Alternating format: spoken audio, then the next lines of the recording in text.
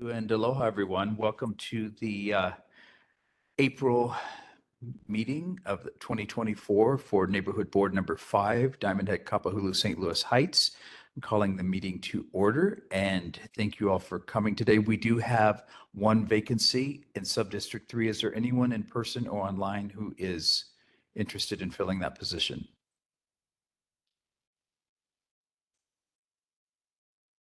Okay. Seeing or hearing none, we will move on to our public safety reports, starting with the Honolulu Fire Department Waikiki Station. And we had a special request about the Diamond Head incendiary open fires from January through March 2024. Okay. Uh, good evening, everyone. Excuse me. My name is Keith Ito. I'm actually from Nanakuli Fire Station. I'm in the brush fire program and also on special assignment at headquarters regarding brush fires, and it was from December. Sad to say, Station 7, Engine 7, they just had an alarm, so I grabbed the stats from those guys, and I'll be reading it. Please bear with me. But so let's see. Fires, structures. You guys had 2 structure fires, 0 wildland brush fires, 2 nuisance fires, 0 cooking fires, 2 activated alarms. For emergencies, you had 56 medical, 1 motor vehicle collision with a pedestrian, 9 vehicle collisions, crashes. Mountain rescues were 2, ocean rescues 0, hazmat 0. Now for your safety tip, concerns evacuation planning. Have an emergency preparedness plan ready in case an environmental emergency, fire, or natural disaster. Know 2 ways out of your home and consider the route you will take if you need to evacuate from your home, from your neighborhood due to an emergency. Leave early enough to avoid being caught in a fire, smoke, or road congestion. Establish a predetermined location, such as a well-prepared neighbor or relative's house, a low-risk area, or a shelter or evacuation center. Take your emergency supply kit containing your family and pets necessaries item. For more information, you can visit fire.honolulu.gov to learn more. So that is a stats, and I understand that there was some inquiries. Is there anything that I can answer or?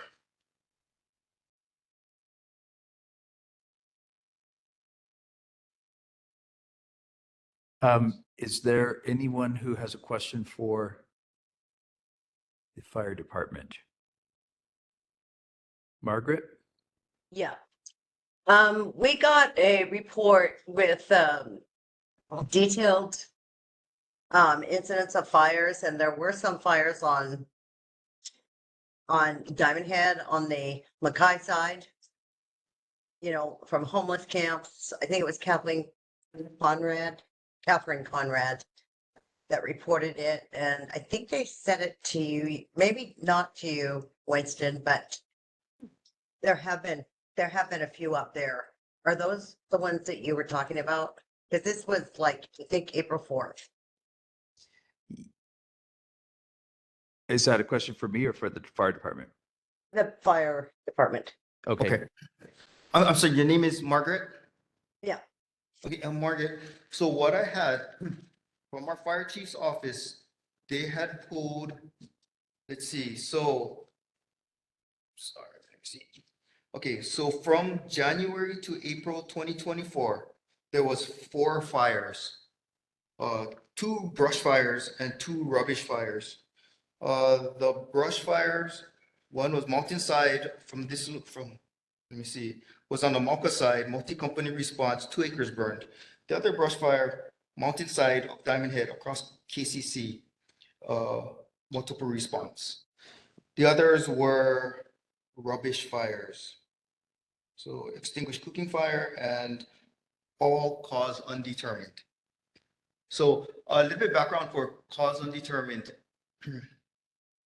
So if we cannot speculate if it's a homeless person. If the person is seen lighting the fire or admits to it, then that would be a determined cause. Other than that would be speculation on our side. Apparently they had it quite detailed And I think that there were photos too. But just an FYI that you might not know because it's not your district. But apparently there's been quite a bit of activity. I walked by there the other night and there's so many people up there and they've got real big camps going on again. And, okay, yes. I if would that- like to say something. This is Arlene Velasco in person. Go ahead. Also would like to enforce the fact that really it's not really a fire department problem. I believe it's a homeless problem. We have huge encampments going on right now at Diamond Head. And I stopped and talked to state personnel who are in charge of cleaning up the Diamond Head area every morning. And they have to go through every morning and pick up trash and have to go every morning and pick up fecal matter. And it's more than just a fire issue. It's a health issue. And it's a major concern, I would think, for our tourist department if they're worried about, keeping our reputation as a beautiful destination. This is a real issue for the state. Yeah, on our side, on the Honolulu Fire Department side, I agree, homeless is an issue, homeless encampments. From what I can tell you guys on our side, we basically do two things. We do emergency mitigation. Emergency, we try and put it out, right? We address that. The second part is codes. So we look at codes. Currently on the slopes of Diamond Head, there are no code violations at the moment. So that was looked at and it wasn't addressed because it was all satisfactory at this point. So no code violations within the Diamond Head crater area. Are you saying no code violations, as in like no open fires or camping fires that you were seeing? So it would be like setbacks, it'd be like 10 feet off of the road and the height of the grass, from structures, 10 feet, 30 feet off of structures, 18 inches. So things like that, power line, I guess, setbacks, that's all within code at the moment. I did, when I was talking to the workers, I would think it's 2 mornings ago, they mentioned that that's part of their duties as well. They keep the brush down and I've seen them working diligently for weeks. Yeah, And- Arlene, I think it's what your point is well taken, that this is a matter for the city and the Yeah. state because of jurisdictional issues, that there needs to be some really concerted cooperation here so that among other things, that we're not taxing the fire department and putting so many people at risk just from fires alone as just one, small area. And like you said, we did get I remember there was some action pretty quickly when this hit the newspapers. And I don't remember if it was national newspapers or what, but do you remember when there were so many needles and there was a cleanup on there led by, I think, Tommy Waters' office, and they picked up hundreds of needles. So it's along those lines. But are there other questions, Daisy, you had for the fire department? Right. Thank you, Chair. This is another question. It's really a big mahalo. This morning I had an emergency situation and the Waikiki Fire Department was able to pick up my friend off the floor and put him back on his bed. So big mahalo to the fire department. They are really super. Thank you. Well, thanks for saying that. I'll pass that along to Ladder 7. Thank you. Okay. Are there any other questions in person? Okay, thank you very much, sir, for coming all the way up from Nanakuli especially. Thank you. Thank you. Have a Mr. good night. Chair, Yep. I was just able to log on. There's something wrong with this program. I think IT has redone the neighborhood board pages, and everybody I see online is unverified. And so this has to be fixed. As you know, I am a I don't board think it's member gonna of make a 30 difference years. here, but yeah, anyway, I think Dylan, you might be able to tell us what this means. Yeah, real quick. So it's WebEx, nothing to do with the city. WebEx is owned by Cisco or operated by Cisco. I don't know what the unverified means. We don't care for it either. We're looking into it to see if there's something we can do to change it. But at this moment, everyone can still listen and show their screen as you guys see. Thank you. So we'll Thank just go you with so that. much. Mr. Chair, I'm sorry, I did not, I was not able to log in for the report, but we had requested statistics regarding the Diamond Head incendiary fires, and they have increased over the last 2 months as a result of the illegal transient encampments.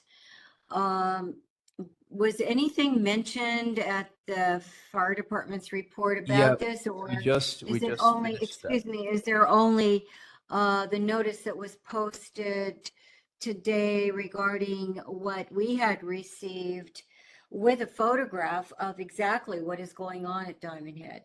We just had a discussion on it, and I think that it's begs a larger question that goes to the city and the state, and maybe we can ask our governors and mayors rep to look into this and having some concerted action that's not just about the fires, but the overall situations, as Arlene Exactly. brought up. What So- I'm trying to get at, Mr. Chair, is that I have had conversations with the city administration, and it appears their next effort is to do another house cleaning sweep, which has absolutely no effect. So it's probably too late for this legislative session, but some of our more committed legislative representatives who actually care about the community might introduce something next year to protect us from another fire like Lahaina, which is mentioned in the notice. Thank you. Okay, thank you. Well, with that, I guess next we will move on to our police department, and we have someone here from HPD. Let's see, we've got I'll go first. District 6. Lieutenant Blake Arita, District 6 Waikiki. Hi, nice to see everybody.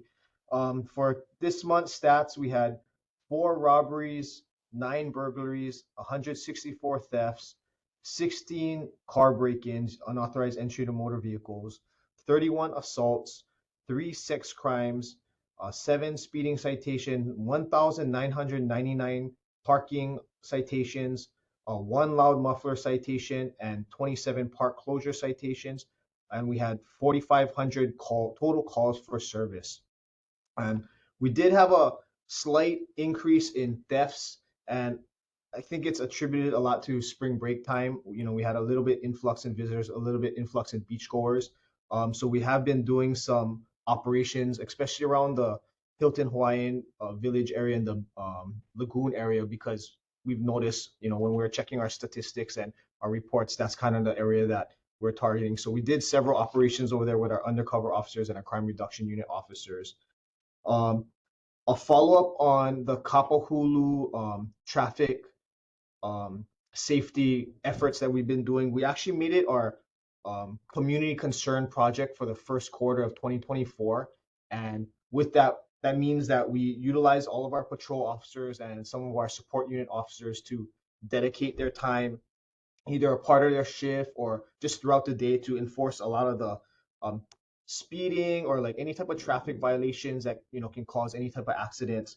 A lot of the parking, because, you know, we noticed that when there's illegal parking, it limits the visibility in the area, and also just some pedestrian violations, which actually weren't too many. But in the first quarter of 2024, we had 246 total moving violations in that Kapahulu area, 295 parking violations, and 12 pedestrian violations. So along with working with DTS to kind of come up with improvements and different strategies to make that area safer, you know, we've been increasing our enforcement efforts on that. And the patrol officers, the beat officers in the area are aware of it, so they're going to continue to monitor that. And our second quarter community concern projects is we've been getting a lot of complaints from the Waikiki Neighborhood Board about noise violations, which is a chronic problem in Waikiki. So we've been really trying to focus our efforts on that. And of course, we've been working with Council Chair Waters and Senator Moriwaki on looking over some bills that they want to pass regarding noise, you know, noise type bills. So we're really trying to attack it from different angles. But that brings me to my safety tip. which is this is kind of repeat, but because we had an increase in beach thefts, it's really going to go into don't leave your valuables unattended on the beach, and also don't bring anything valuable to the beach. Like, we have a lot of tourists that come, and hopefully nobody here does it, but if you do visit the beach, there's no reason to bring your nice diamond ring or your nice name brand high end purse or bag and leave it on the beach.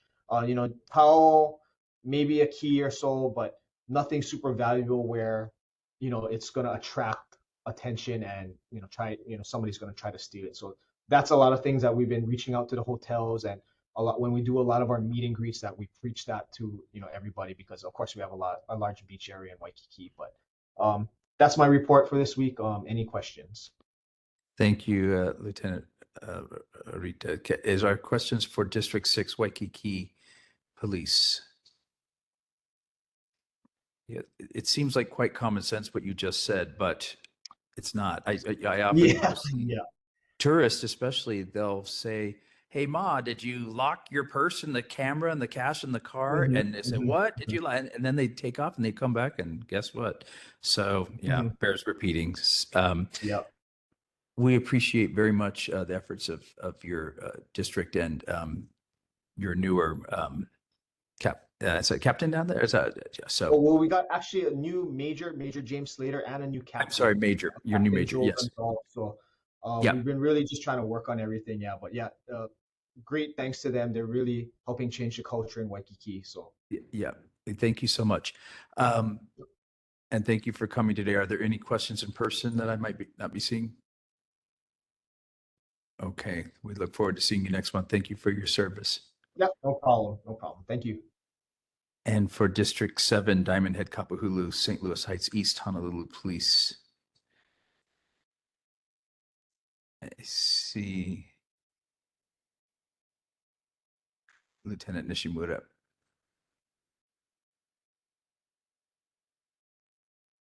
Hi, good evening. Hi, yeah, good evening. Hear me? Hi, good evening. Yep. Lieutenant Nishimura from HB District 7. Thank you. The following is the monthly statistics for March. Motor vehicle theft, 10, burglary, 0, theft, 23, car break-ins were 6, with total calls for service, 6,238. And our safety tip of the month is the emergency alert and communication guide. And here are some of the ways that you can be notified of any type of emergency or newsworthy things that you should be aware of happening in the community. Of course, we have the outdoor warning and alert system, the public address system, the sirens that are tested every month. You can also check your local TV stations, local radio, AM and FM, and also there is an app. It's called HNL Info, and from there you can receive traffic updates, emergency information, weather alerts, city information, etc. And that is our report for the month. I'd just like to address something on the discussion with the fires and the homeless encampments on Diamond Head. We have been focusing some of our efforts recently in the Mo'iliili area to address those same type of concerns.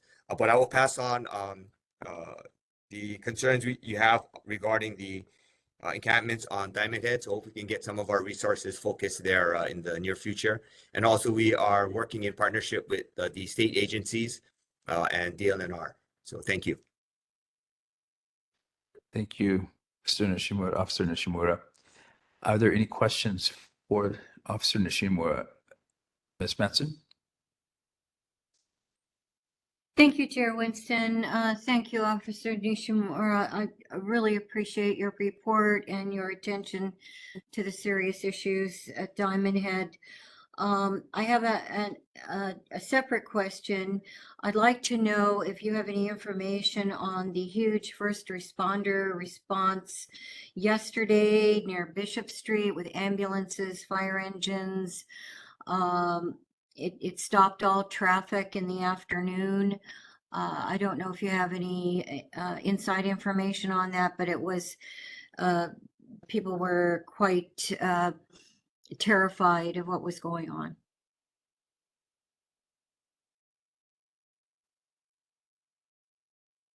Okay. And Sorry, I'm having a little bit of technical difficulty here with my computer, my laptop. But yeah, I'm sorry, ma'am, I apologize. I do not have any information on what happened in the area of Bishop Street yesterday. Where would we be able to acquire that information? That area is District 1, downtown Honolulu. So All you right. may be, yeah, you could try and inquire and see if the officers or the people working in that area might be able to provide you with a little more information on that. Mahalo. Thank Officer you. Nishimura, can you tell us, Yes. is there a way that when you talk about the different things, a robbery, a burglary, something like that, are we able to see where the crimes occurred exactly and what the details are as members of the public? Or is that just amalgamated information that we don't have access to those details? No, I believe that you can, if it has, oh, and someone just posted something here on crimemapping.com that you can check and you can look at the different offenses in their respective areas and your respective neighborhoods. We're not going to detail with regard to the actual specific details with regard to a burglary, for example, with regard to the investigation, so they don't want to compromise the investigation. And no Okay. details on that only. Thank you. Thank you for that. Are there questions for Officer Nishimura in person? Okay, thank you so much for coming and appreciate your service. We'll see you next month. Thank you. Take care. I am going to move the meeting minutes approval to under our board business because we have a lot of other things to catch up on. There was nothing super pressing in there. And we're reasonably caught up with the minutes. So I'd like to move on straight with the Board of Water Supply report. Hi, If- Chair. How are you? Hi, board Kathleen. members. Hi, sorry, I'm in my car. I'm at the Wahoo Wow Mayor's Town Hall, so sorry I'm not there in person this time. I just wanted to report that we had 2 8-inch main breaks in your community. Both were on Luque Pane Avenue. One was on the 16th of March and one was on the 17th of March, and that's not always uncommon that we might have a break in the same or near the same area sometimes due to pressure in the pipe, or if it's an old pipe, sometimes it affects another part of the pipe. So just wanted to report on that. Just want to remind everybody it's Detect a Leak Week coming up, and so please check your plumbing, your toilets to make sure you don't have any leaks. Leaks are very expensive. And finally, I just wanted to report on the Diamond Head Water System Improvements Part 3. Construction for the project began this past month. The contractor is currently installing new 8-inch water main along Pu'upanini Avenue between 22nd Avenue and Palekaua Street. That is my report. Are there any questions? Any questions in person for Board of Water Supply? No. Daisy? Thank you, Chair. Hi, Kathleen. Hi, How- Daisy. How does the billing, how do you bill residents? Is it by the number of dwellings in the same address, or is it just by the address? Like if you have one house, is it just to that house? Or say you have 3 homes in the same property, do you address it as one complete bill, or is it 3 separate bills? It depends on how it's set up. If there's 3 separate meters, we will send 3 separate bills. If it's all on 1 meter, they'll only get 1 aggregate bill. Okay, thank you. Thank you, ma'am. And Ms. Metzen? Aloha, Kathleen. Hi, Michelle. I'd like to follow up on Daisy's question Yes, regarding the ma'am. current legislation concerning this thrust to subdivide all our residential properties into 2,000 feet or 1,200 square feet. And how would the Board of Water Supply handle something like that with the existing finite infrastructure within our established neighborhoods and communities? Doesn't this seem like quite a pipe dream, no pun intended? We would have to take a look. It would be a first come, first serve. If this should pass, and we would then, somebody submits plans, it would be on a first come, first serve basis. When the plans come into BWS for review, we would take a look and see what the water system is and if it can handle it. One of the bigger issues for us would also be, how do you bill? As per Daisy's question, is it one bill or is it 4 different bills, 4 separate meters? So that also becomes problematic because then you're taking up more space in the street. That's, that adds to the workload too. Not that we're against the work, we're not. But, those are all things that we would have to take a look at. But the first look would be, is there enough water in the system in that neighborhood for us to be able to say, yes, we can serve you? So that's what we would do. As a follow-up, wouldn't the developers making so much money off these properties be required to pay the extra expenses for the additional expanded infrastructure, cutting through water easements, cutting through other private properties, and the trenches being excavated and the streets being upheaved as a result? Okay, so actually, most of that infrastructure would be on the private property side, because all it is from our side is however many laterals to those homes. So if they wanted 4 meters, if they put up 4 homes and wanted 4 meters, it would be 4 laterals coming from each of the meters. But you're correct, the developer would be responsible for all of that infrastructure, including the payment of 4 separate meters. And you don't think they would get exemptions from HHFDC? Or Not unless actually, affordable Board of Water housing. Supply would allow that. Not unless they're affordable housing. And we do allow up to 500 units a year for affordable projects, but those tend to be the larger projects, and those are scrutinized. And we absolutely do not give that waiver on the fees until it comes from DPP and we know absolutely for certain that it's an affordable housing project. Because you are correct, a lot of times they'll show up and say, well, we're building 200 units, and by the time the project gets ready for digging out the ground, it's down to 70 units. We're not going to give them a waiver for 200 units if they're only doing 70. So we will not give the waiver until we know for sure how many units are there. So they'd have to come in and be scrutinized, and it would have to be approved by DPP. Mahalo nui loa, Kathleen. Thank you. I appreciate it. And Kathleen, could I have a follow-up question on the Yes, the please. fencing around the?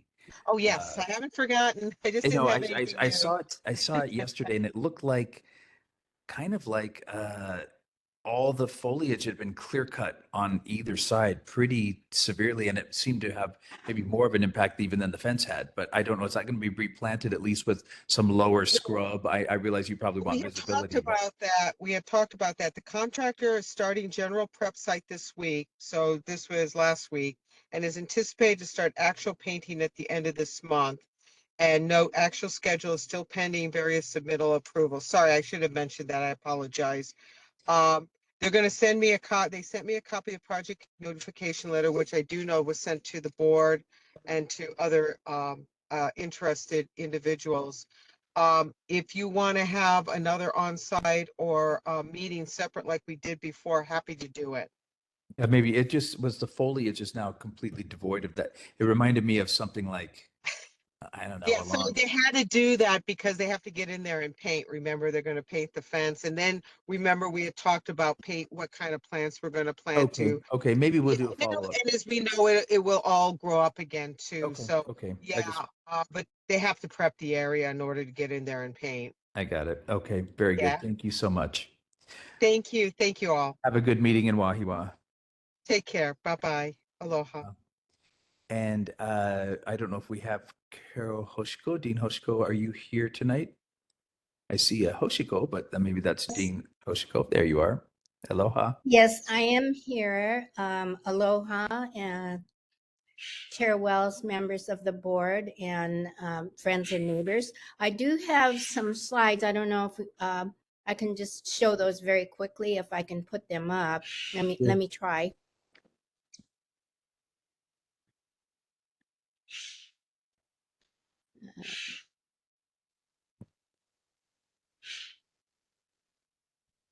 Well, let's see here.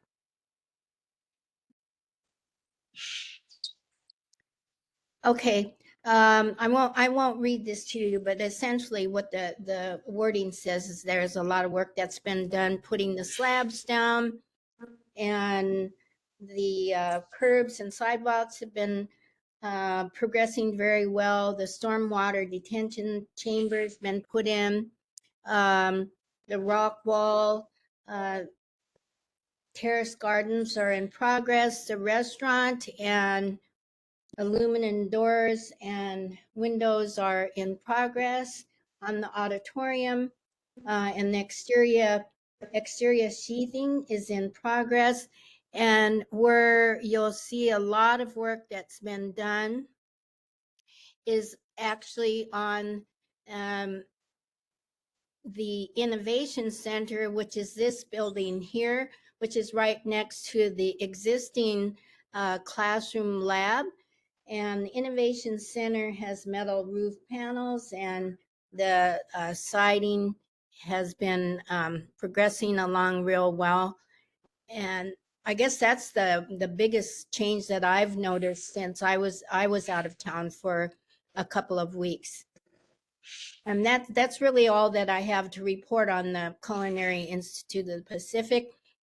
I don't know that I can answer any questions at this time since I was out of town, but I wanted to make sure that I was able to show you these slides and the progress that's been made since I haven't shown any visuals for a couple of meetings now. Thank you, Chair. Thank you very much. Are there any questions for Dean Hoshiko? Margaret? Hi, Carol. I noticed Hello. though that the other day walking around the Diamond Head that there's portions of the landscaping, the Naupaka, I think it is, or something like that. It's dying again.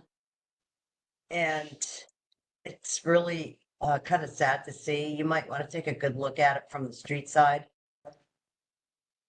And I know the Oh, last okay. time it was You know, I know. you said it was the last time it was a contractor cutting water lines. And maybe it's the same thing, but somebody needs to be, making sure that you're not spending extra money having to replant those areas. Yeah, I think that the last time when Vice Chancellor of Administrative Services was here, he did say that, there had been a problem with that line, and that once the work is done, a lot of the planting is going to be replaced.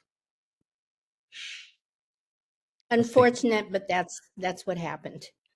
Thank you, Dean. And someone in person there, Dylan?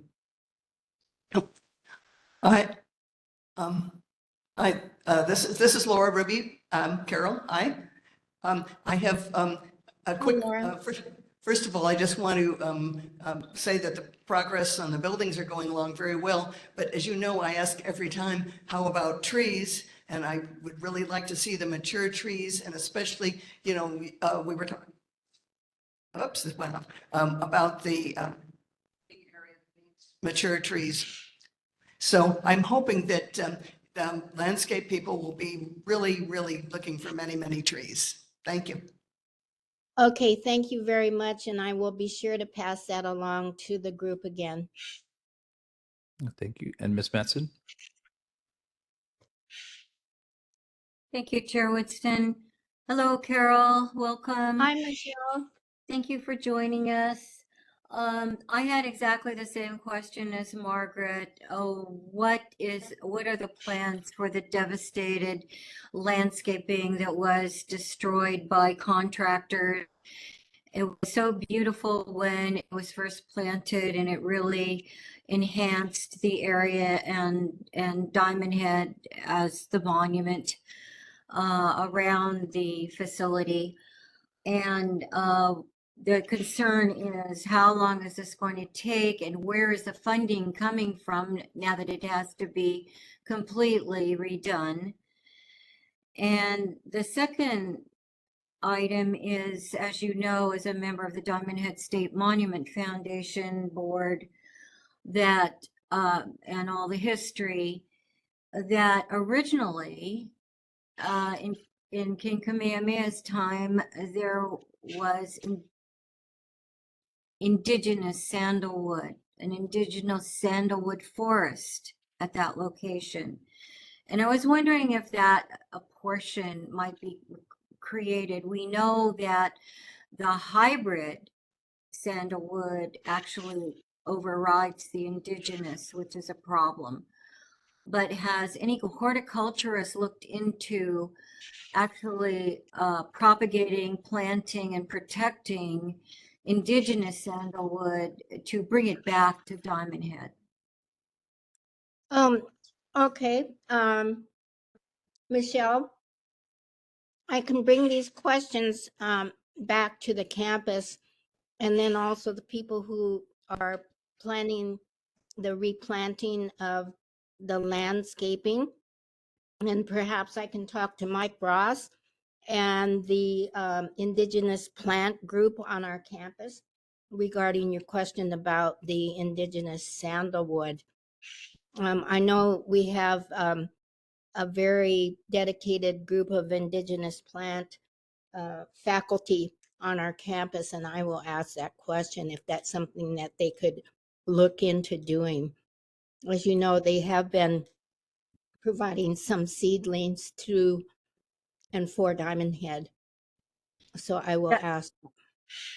That's very encouraging and very much appreciated. There is also Kakai Mar, whom you know from our meetings, that is very well versed in indigenous plants, and he's working with us on the Diamond Head Scenic Byway landscape. And also, you might consult with the DPR's Urban Forestry Division. Brandon Al knows quite a bit about this. And I think everyone working together in the same silo instead of separate silos might be able to come up with a brilliant solution. Thank you. Okay, you said Brandon now? Brandon Al at Urban Forestry Division. Okay. Yeah, thank you. Okay. And perhaps I can bring Cody from our campus to one of our meetings. Yep. And I Yes, think Brandon may be here later today with we're having a DPR update. So you can match a name with a face if he's able to come tonight. Thank you so much, Thank you very Dean. much. Okay, and we didn't see your little bird this week and this month. Maybe we'll see him next time. And special shout out to Chair Emeritus Peralta. We'd love to have you back on the board. With that, I will move on to our community concerns. This is 2 minutes for each testimony regarding issues not listed on this agenda. We've got a couple presentations tonight, Department of Enterprise Services and Parks, and then we have a resolution for board action. We have a lot to cover here, so I would ask that everybody be as succinct as possible. If someone has said something, you can say, I agree wholeheartedly with what Daisy said, and probably that's enough. We get the sentiment of it. Unless there's something unique to add, we have a lot to get through, and it would be wonderful to actually finish our agenda this month like we did last month. With that, I will turn that over to Daisy. I see your hand there. Thank you, Chair. My concern is regarding the UH President's grand scale project for the area that is currently with the College of Education area and the former KHET TV station. He wants to turn into a student activity center. My question is, what's wrong with the property that UH already owns by Diamond Head Theater? If they start doing that there, maybe KCC, which is also part of the UH system, can also join in, and not just UH Manoa. Laura Ruby had Helen do a resolution, and their board, number 8, just passed a resolution, so maybe something similar could be done. Any questions, check with Laura Ruby. Thank you. Thank you. And yes, that did come out. I did not put it on the agenda this month because we just had too much. But essentially, it's looking at that parcel of property and saying what's the most appropriate use. And so we will take that up next month. Thank you for that, Daisy, and bringing awareness to that. And Dylan, are there folks in person who? Hi, yeah, Chair Welch, this is Laura Ruby, and I would just mention, thank you, board, again for approving both the resolutions in the past of the extreme design for a bridge over the canal and also for the full EIS. We appreciate that very much. Second of all, I was going to bring up what Daisy just did is the next, because Chair said that it was too big an agenda tonight to have the resolution, but Helen Slaughter has the resolution ready. We've already submitted it to you. And it's about keeping the College of Ed where it is and keeping the open space. And I would just say in just less than a minute, the college is a land-grant college, and it came together with College of Ed and College of Tropical Ag, and it came together with Founders Gate. The two green open spaces are wonderful things to look at as you're entering the campus. This would, in fact, close down the campus. I was a respondent to their plan, which is to consolidate the campus, whereas almost all campuses across the United States expand. And I think that there is an awful lot to be said about who's doing the planning and why are they doing it. Lasner is going out of office very soon. And so I think the main point is keep the College of Ed where it is and improve it. We want to have teachers. While we appreciate the 20 or more Filipino teachers coming in because there are not enough teachers here, don't we want to appreciably interest all of the students to come in, to go through the College of Ed and go out and be our teachers in the DOE and elsewhere. So thank you very much. Thank you. And Laura, if I could follow up on that, you mentioned the bridge. Where is that right now? That if you can give us a very brief update. I am asking Chair Waters to hold off on any further amendment funding for a bridge. We want a full EIS. That is the main thing. That's the most important thing. And I think the mayor would probably agree with that. A full EIS will explain the whole thing. And I was going to take my time to talk to him a minute about it. But basically, you know that a full EIS is in the good interests of all of the community. For example, the G70 just is putting up the Hilton Tower. They did a full EIS ahead of time. They just know that that's the right thing to do. And Thank you. I think our board passed something to that effect, did we not? Did you already? Yes, you passed the full EIS, yes. Okay, thank you for following up with that. And Yes. Chair Waters can maybe talk about that later as well. Thank you, Laura. And are there other folks in person? Okay, and we have Chair Ian Ross of the Makiki Neighborhood Board. I'm sorry, I see someone coming up there in person. So if we can hold off on that for 1 second, Ian. Okay. So who's holding off? Ian. Yes, who's holding off, Chair? Oh, I'm on then. Hi, I'm Richard Mazart. I'm up in St. Louis Heights. I just wanted to ask a question. If anybody has any more information on what's going on with the affordable housing unit at the bottom of Waialae Street. Back in January, I know it was before the city council, I believe. And there was a major decision about whether to go ahead or not, and they decided to go ahead. I'm sure you people know more about it than I do, so I'm just wondering what's the current status? This can't be news to you, right? Okay. That's my question. I think you're talking about the Pahoa Ridge development. The one right behind the self-storage, the 26 Yes, story. right. It's right at the freeway. Yeah, the city council passed it. Okay, so where are we now then? What's going to happen? Anybody? Would ask Chair Waters.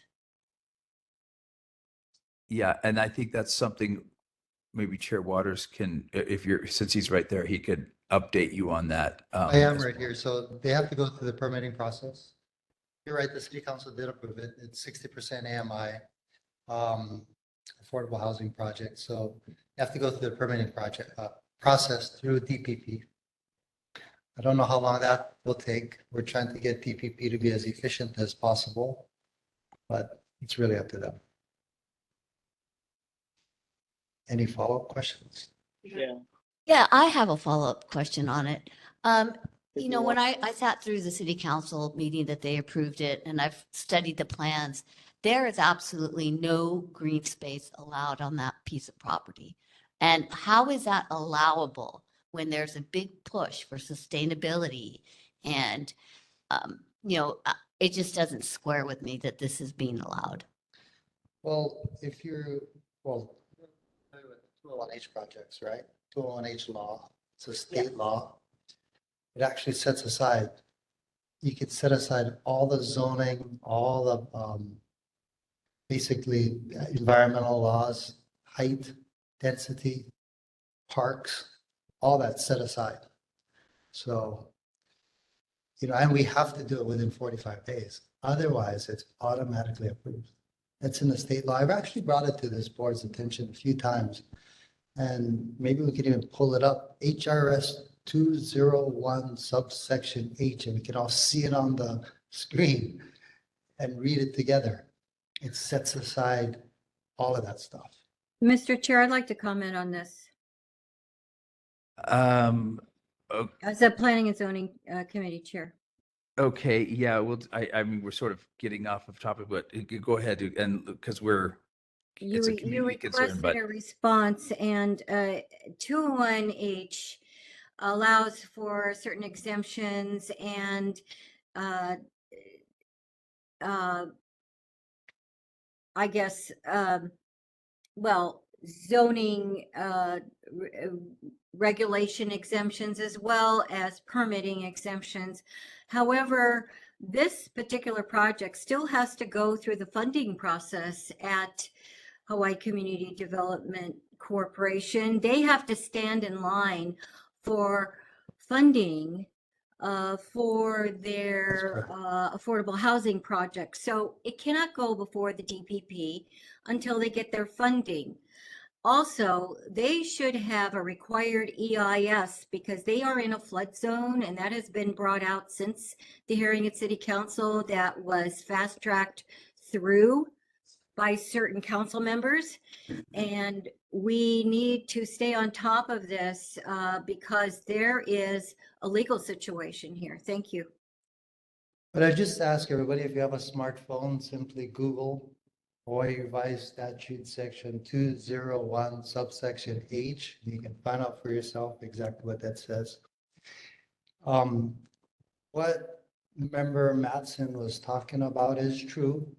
I think funding is going to be an issue, as is all affordable housing projects. Typically most developers don't want to build affordable, right? They don't make as much money. So they oftentimes require state help through tax credits and other things. So it appears that this project is applying for those tax credits. So they could still build it without those tax credits if they had the funding. But most projects, you know, we asked how many affordable housing projects are in the pipeline trying to use this funding mechanism. There's 30 in the pipeline, but they only approve about 5 per year, right? We have a backlog of about 25,000 units that are needed. I talk about this a lot, right? That, you know, I'm the 5th of 6 kids, and all my siblings, my sister Miley's here visiting me for a week, by the way, from Colorado, but hoping to get out of here before 10 o'clock so I can at least say goodnight to her. But all my siblings live on the mainland. They all live on the mainland. We're all born and raised here, but they couldn't afford to live here. So when there's a project that is at 60% AMI, that's pretty amazing, folks. And I understand what you're talking about. People don't like the location. I didn't like the location either. I thought it was a horrible location. But they're building affordable project, right? So, but please look up, Michelle, I know you're saying that we rushed it through. If we didn't do anything within 45 days, it would have automatically been done. Right? Yes, but that is Automatically, under approval the and law. denial, and you could have denied it. We could have, but I just explained why I supported it, right? It's affordable housing. Anyway. I was gonna add a comment to you, but I know you were gonna say something. But with the process of Pahoa Ridge and all of that, the city council granted it with stipulations. And right now the developer is trying to get the funding for that. The developer has said multiple times that they want to use LIHTC, which is the low income tax credits, which as Chair Waters has talked about is oversubscribed, underfunded. And so right now they're trying to go through the cycles of it. And they said before in their presentations, they're going to apply this year, they're going to apply again. And so with that too, when you do LIHTC, you have to guarantee that there'll be the lower percent AMIs. And so once they do that, they're going to try again. But the city council, when they passed it, I think this is Chair Say's thing in this zoning committee, but it is for that lower income AMI. So it's kind of right now, they're just going for funding. So nothing can really happen until they secure that funding. So like many projects in our great state and county, we're in the waiting game. And so it could be anywhere from like the next 2 years that they get that funding to then go to the permitting. So we're all waiting, but also advocating for the EIS and et cetera. Specifically road safety, I believe is the main concern. And that is a fun little juncture of the state highway, the city, and other private properties. That's correct. That's a fair assessment.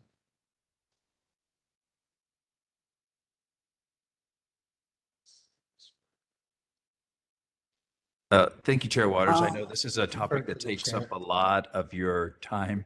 And I would suggest that our board have a meeting on this specifically in the zoning and planning committee to bring up the various elements, like we have one tonight about the SB 3202, SD1, HD1, as well as I saw that the Planning Commission is recommending to the city council as well about having 4 stories in our neighborhoods.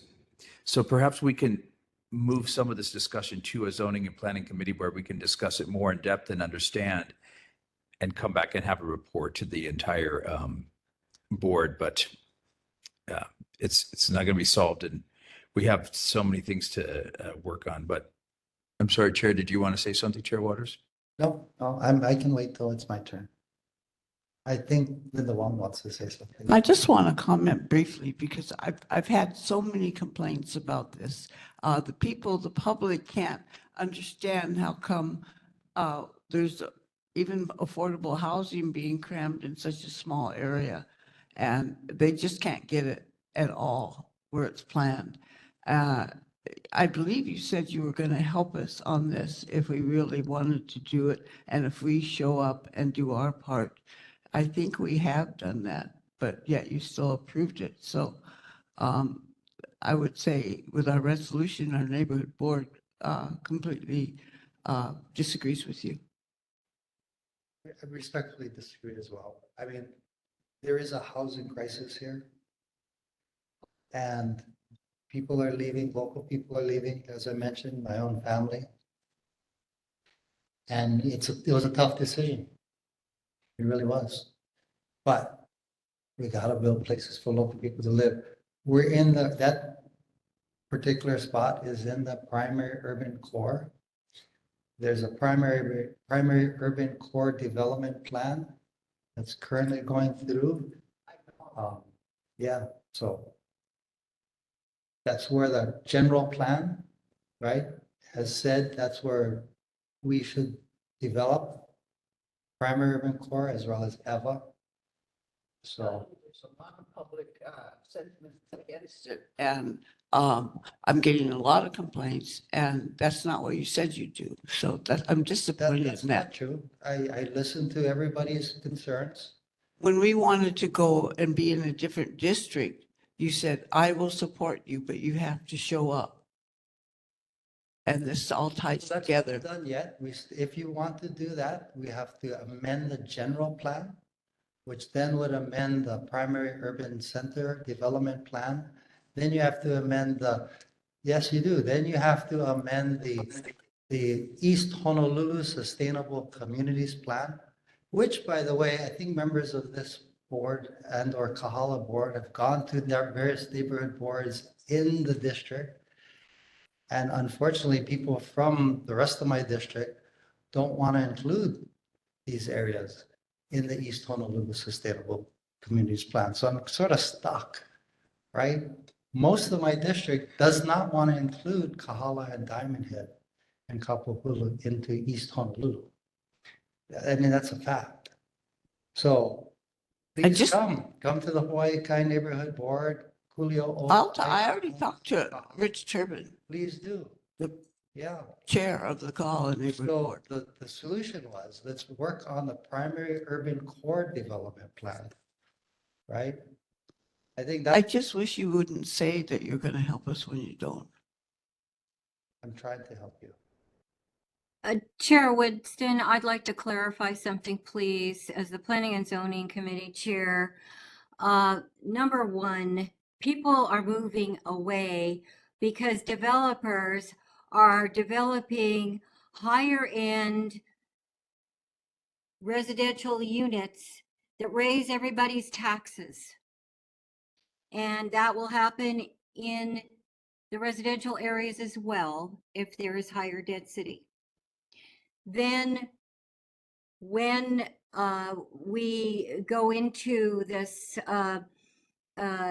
this other realm of the Sustainable Communities Plan, we passed, the board adopted a resolution to be removed from the primary urban center.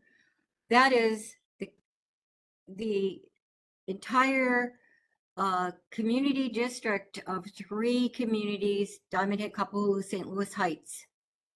And we adopted a resolution to be removed from the primary urban center because it is highest and best use development oriented. So we can retain our established historic and stable communities, as everyone has invested in, as families have lived in for several generations, and treasure and respect. And we hope for the same respect from our legislators. Well, thank So you. there are many, many dimensions to this that people don't understand. They're just getting rhetoric. And the bottom line is people are moving out of here because they can't afford it, because the developers are moving in and raising the values of all these properties, so people can't live here anymore. Well, I think we're going to be discussing this in a bit with this SB resolution coming up of 3202. But I think with Chair Waters, what he said is fair. And what I would suggest is that the Planning and Zoning Committee hold a separate meeting about this again, at looking at this issue of taking us out of the primary urban core and joining us, and what obstacles are there, looking at that, contacting those other neighborhood boards. We have some work here for us, but I think it's what Chair Waters said is fair, and so we need to address that first. And let's save the other comments about Mr. development. Chair, there has been absolutely no response to our resolution from either our council representative or DPP. Thank Well, you. then let's work with that, and we can ask Chair Waters to work with us on that and furthering that as from now. So, but in the meantime, let's try and hold off discussions about the SB, the development issues anyway, because it's going to come up under SB 3202. It's going to be the same. We're basically just wash, rinse, repeat on a lot of this stuff. But it's important that we talk about it. I don't want to minimize that. I just if we can try and concentrate. Ian Ross, you've been very patiently waiting. I'm sorry, Excuse me, I Chair, we still thought it have was a quick. members in person who would like to share community concerns. Okay, I'm is going to Angie. give this to Mr. Ross first because I did not see someone popping up and then they did. And then I put off Ian. So Ian, go ahead. Sorry, Ian. I'm really sorry. Chair, is it possible to defer to members of your board? I would love to let them go first. They're just saying that there's other folks in person there, but I don't know if there were Oh, other I see. board members. Yeah. Okay, And oh, your then I'll just, community member, yeah. thank Go you ahead. so much. Okay, well, my name's Ian Ross, a fellow board chair for Board 10. I just wanted to bring up the pending sale of P.E. Koi Mini Park, which of course not in your district, but I very much imagine many of the people in attendance and your board members routinely go up the Lunalilo on-ramp and pass it. This has been a topic that's generated a lot of concern. The board hasn't discussed it yet. This park is at the intersection of P.E. Koi and Lunalilo Streets. It's one of the few green spaces in the area. And I know preserving green spaces is something very important to many of you here. Despite its potential, it has been the center of a lot of safety concerns, and it's definitely been underutilized. It lacks parking and absence of most types of facilities.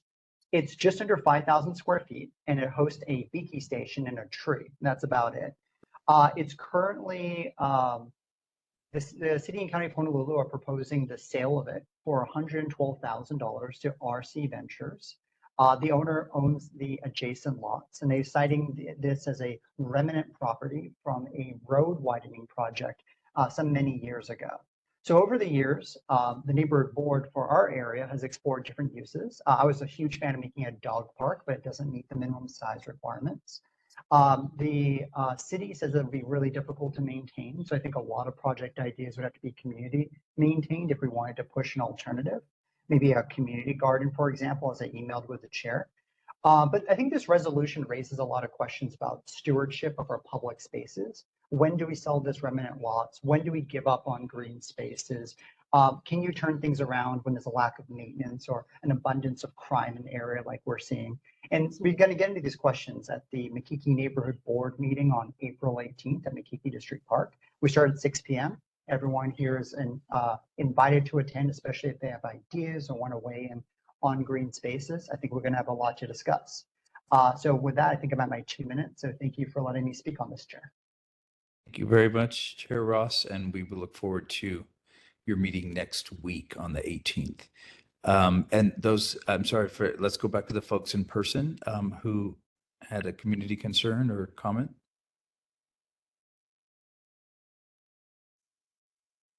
Good evening, Chair. With your permission again, I ran into Chair earlier this month. He suggested that I come and speak to you guys. I just wanted to take the time to reintroduce myself to some of you. You might remember me from years ago. I was here as Rep. Nishimoto's staff. So that was back when George was the chair. But I wanted to let you guys all know that with Rep. Kobayashi's retirement, I'm hoping to run for that seat and get elected to represent you guys here.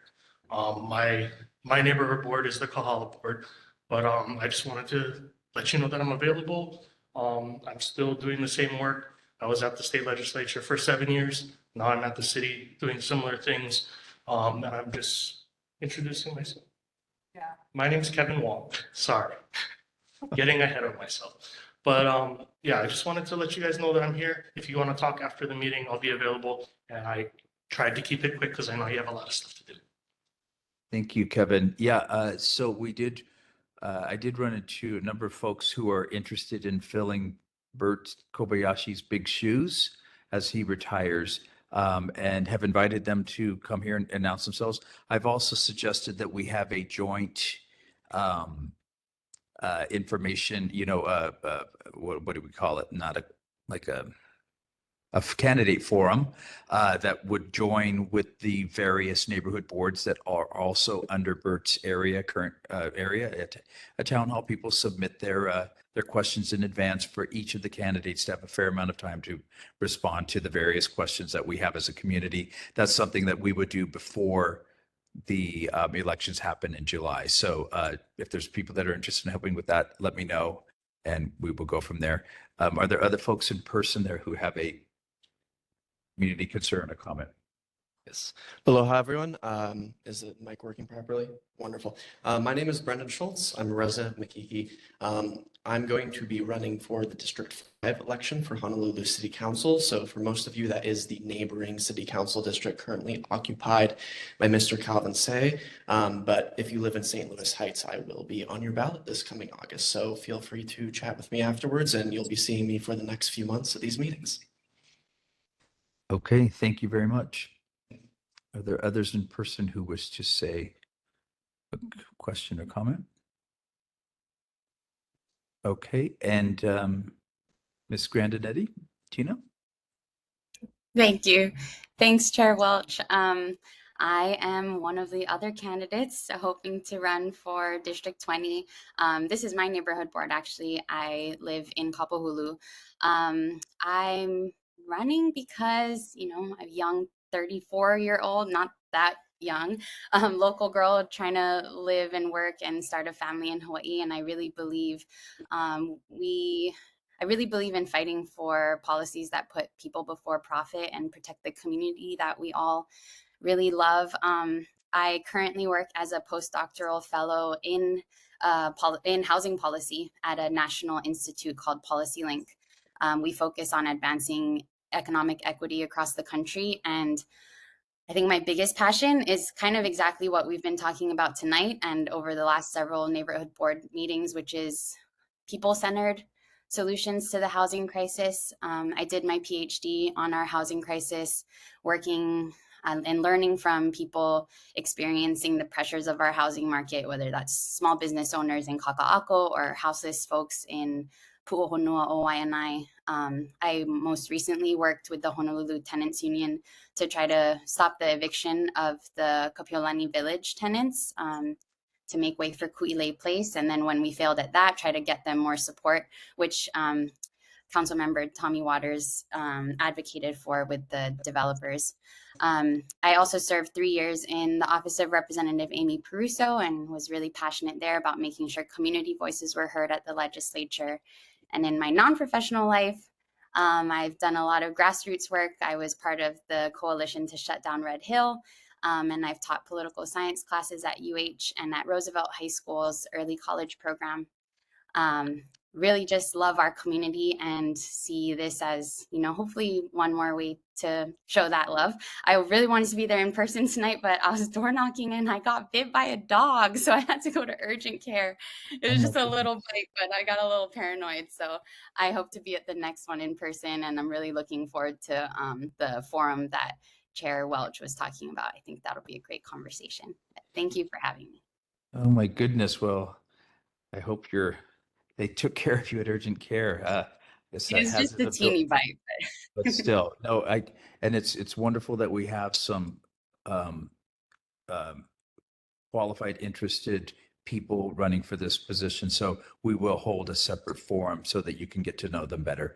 Thank you all for coming out tonight as well and introducing yourselves. And I know there's a couple other folks who are also running, and they are welcome to come, of course, next month and whenever.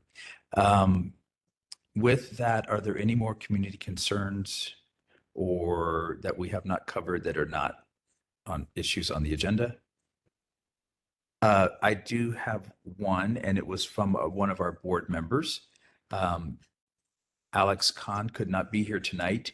She said that she could not be here today, but and this is, I guess, will lead into Mr. Krucky's topics next, but she says, I won't be there today, but wanted to draw attention to this daily problem next to the Crane Park and across the street from Leonard's Bakery, because people who live in the community there have been told to put their trash right on the street on Kapahulu. The trash is then picked over by birds and humans, bags are open and garbage blows everywhere. There is space for a trash bin or a dumpster within the entryway road to the residence back there. It's right behind that little mini strip mall. And they were turned down at the request for a contained system. I'd love to figure this out for the sake of the community, park goers, and tourists coming to Leonard's to have a look at that. So if that's something we can work with Chair Waters' office on, and also with Mr. Krucky, that's something that's from our board member, Tina. I'm sorry, Alexandra Khan, who is screening a movie that she made tonight. So with that, I will ask the mayor's rep to come here. And I know that Mr. Cookie, I don't know if you're in, probably over in Wahiawa waiting to go to the mayor's town hall over there. But if you are there and you can beam in, that would be great. Thank you, Chair. I'm glad to be here tonight. I apologize for not being here last month. We were at a town hall, and the mayor has 11 town halls that he's doing around the island. But I am here tonight. They're up in Wahiawa. But I was at another event representing him, so I'm glad to be here tonight with all of you. The mayor put out his newsletter, which he comes out monthly, and some of the highlights from that newsletter was the State of the City address and some of the initiatives that he had in that address. And I would urge you, if you hadn't seen that, then and you're interested in what the initiatives are that the city administration is trying to do, that the newsletter can be seen online, or you can pick it up at our offices. We are in the fourth town hall, so we have 11 more. We have 11 in total. The ones that get closest to here, April 25th is at Manoa District Park Gymnasium. And also you could go out to Cocoa Head District Park on May 23rd if you're interested in doing that. I think one of the other interesting things that was in his newsletter also was that the Royal Hawaiian Band finally got a home, and we're putting them in Waikiki Vista, which is right here in the area. And I think that it's great. It's kind of historic. And once they get in there, it'll be a nice place to visit. They'll be doing some playing, but they'll have a historic area that kind of tracks their history that they've had on the island. And it's very heartwarming. Okay. In terms of activities in this area, I think you probably noticed that at the end of March, we started the third phase of the renovations of the pathway around Kapiolani Park, and that's moving along nicely. It will go on through the end of the summer, right? And that's when they should complete this particular section. It's been put out by engineers and the work they're doing, but they're very, very cognizant of the park's use and how the park was founded to be used. And so they understand the King's use of that park when David Kalakaua put it in for polo fields for himself, and now how it evolved as a park. I think that we have great representatives here that also work in that area. If there's any issues though with people with disabilities in the interim while construction is going on, please contact Parks and Rec, and they will make accommodations for you. When I was here 2 times ago, there was much discussion about the showers, right? And the beach. And I tell you, so I went, it's a Park and Rec place, but it's really being done by Department of Facility Maintenance. And so I went to them and I said, give me the details on this. I think this board deserves that. And they were very interested, and they gave us a lot of feedback. And so, as you know, the work started in January of 23, and the shower was installed in April of 2023. And so they completed all the work in October of 2023, and that's when everybody started to get to use it. So they've been monitoring the performance of the shower, and they're currently looking into other adjustments that can be made around the shower. But I think it's important to note that the shower was not designed to be a full-on shower. It really is a shower that was designed for the environment. So it's timer, and it's going to be low pressure. And the drainage piece, which was of much issue, was to be not pooling where the shower person was standing. So that's why it pushes off to the side. And then it pushed a little more, and then it kind of got into the areas over there by the palm trees and started pooling up. So they're monitoring that. I don't know. I haven't been down there in the last week or so, but maybe one of you can tell me. Still pooling? Okay, so I got that picture that it's still pooling there. But again, the design, it won't drain into the beach. And they're telling me that pooling was natural for what they were doing, but it may be excessive. So I'll take that back to them. I have the person that's doing that work, and I got a direct line to them, and I'll tell them that I saw that photo. Yeah. I just want to point out too that, when we have king tides, the seawater level is, I think, intermixing with any water from that shower. And so that's a real concern as well. Can you send me that photo? Yes. Okay, great. And so that's all I have to directly report right now, but I know there are other issues. I saw some of the notes from Michelle about Diamond Head, and so did you talk about that earlier? Yes, we did a little bit, but are there questions in person for Mr. Crucky? Thank you for coming tonight, sir. Yes, I have one. Go This is ahead. Arlene Velasco. Yes, I want to mention and ask you about, I read an article today from, I guess, one of the local news stations about Sharks Cove and the developer who owns the land that wants to put in a 34,000 square foot strip mall there, right across from Sharks Cove, right next to Foodland. And this has been going on for, 10 years. And there's a coalition from the North Shore who want to make a first responder center there instead of the strip mall. But it requires the city buying the property from the developer. And in today's news report, the developer said no one's approached him from the city to buy the land.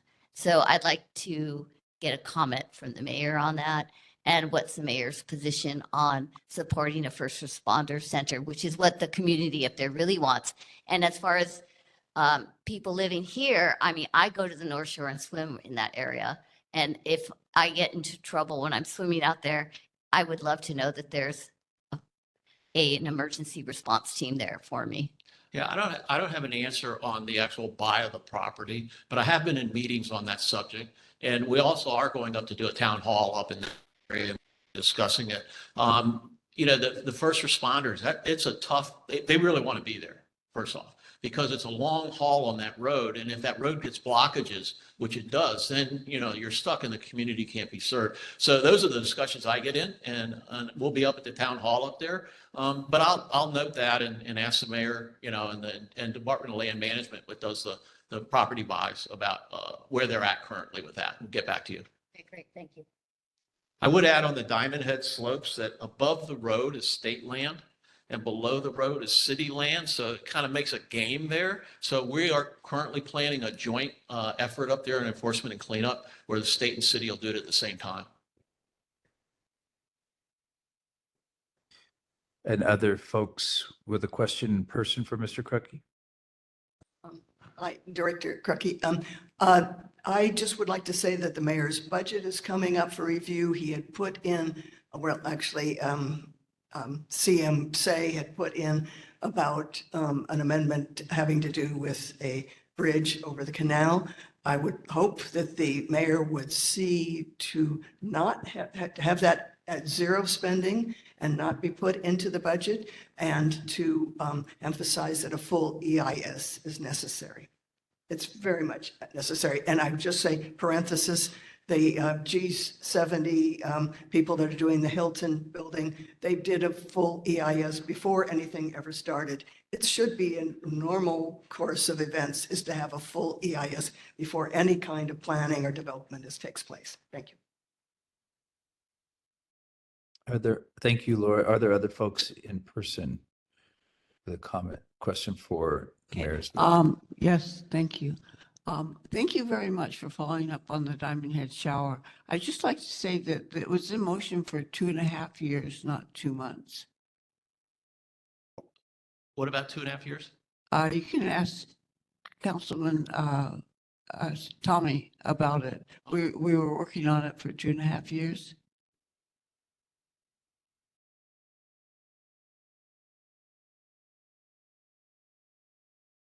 I think Mr. Crucky just misspoke and said, instead of saying months, years, he meant months. He said months. Yeah, but the work actually started in January of 23 on it. Okay. But I appreciate you still going on this and explain. I got a little bit better idea about it when you said that it was designed as a low flow shower, and that certainly is people's complaint. So mahalo. Yeah, I'll check into it again. And I see Daisy. Thanks, Chair. Hi, Director. My question is on the city bus. At least 2 times, I noticed there's some kind of distinctive, like a bleach smell.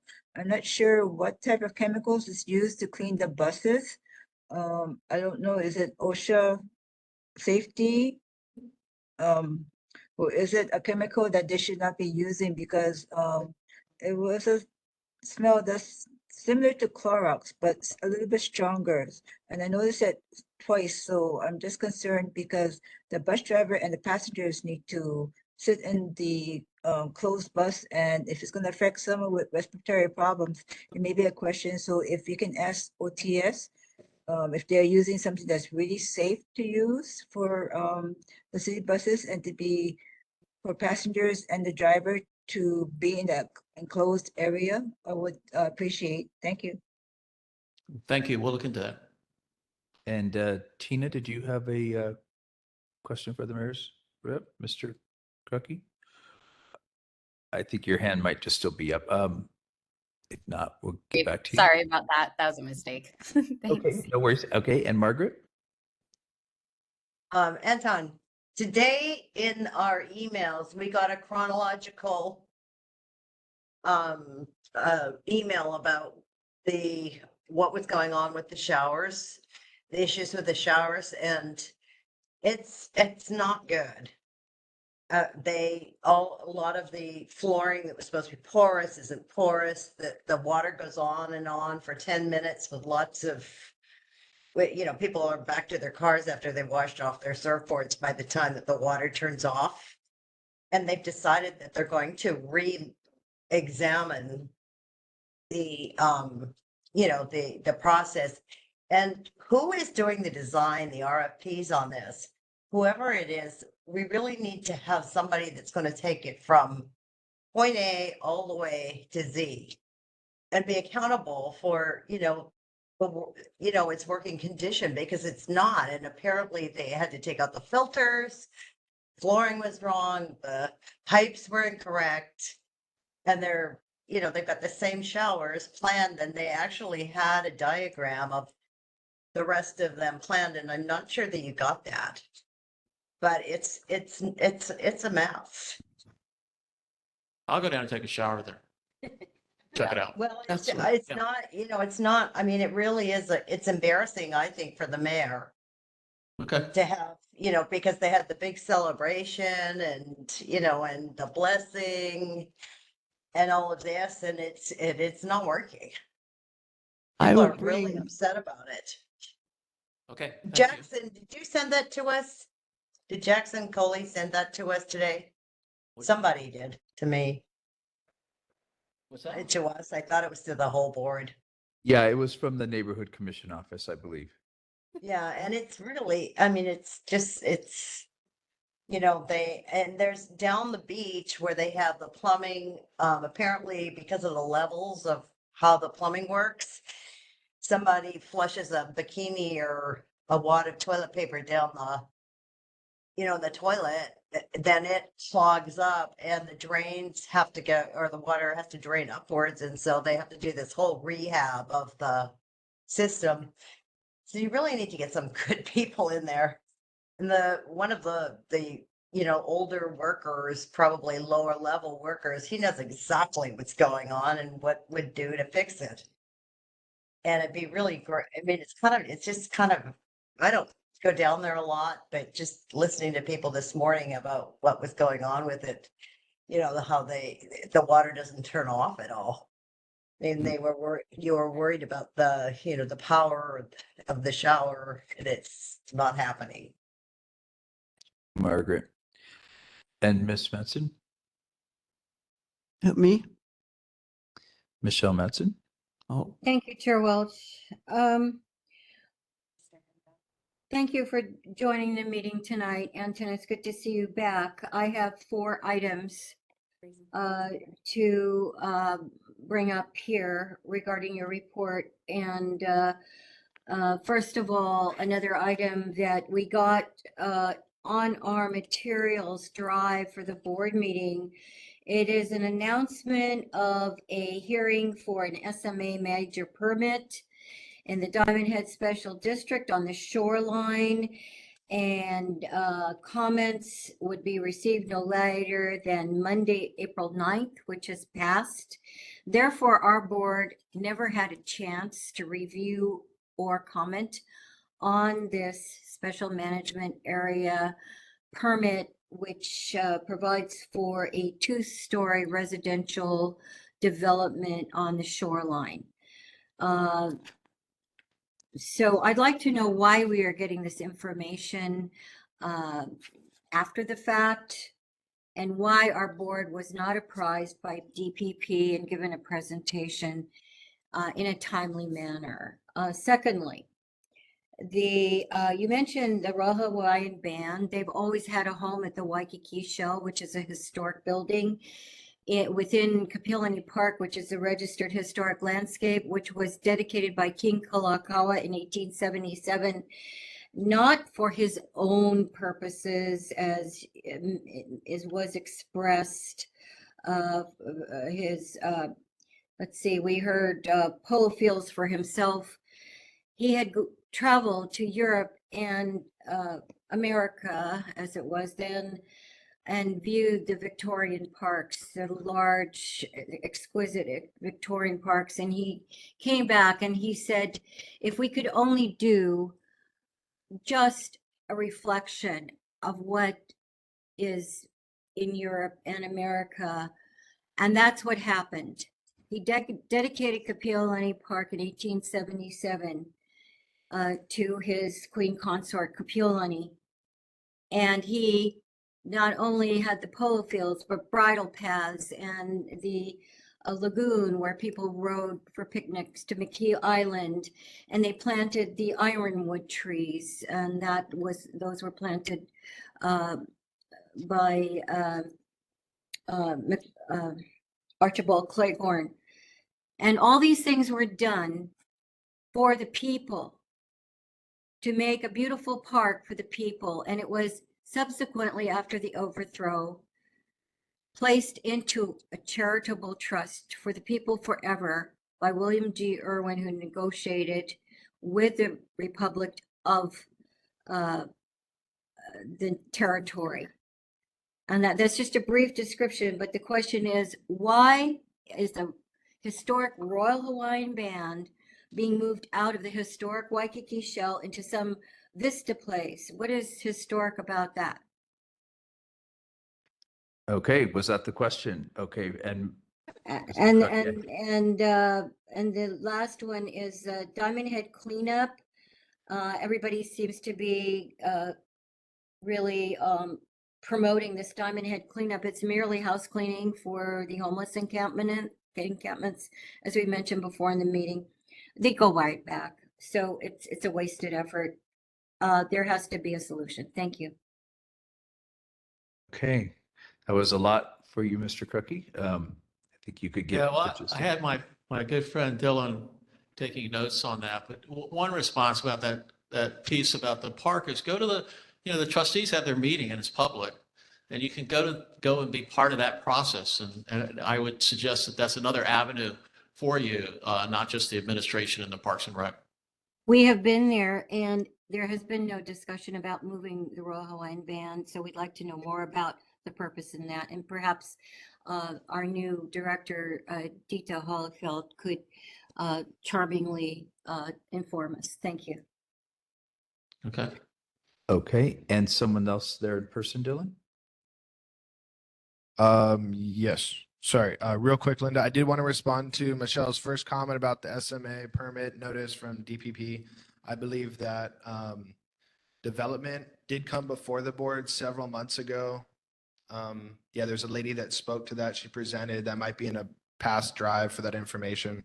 But when our office receives mail, we've been putting it in the board's Google Drive. We do that for all boards, and I think we need to utilize the Google Drive.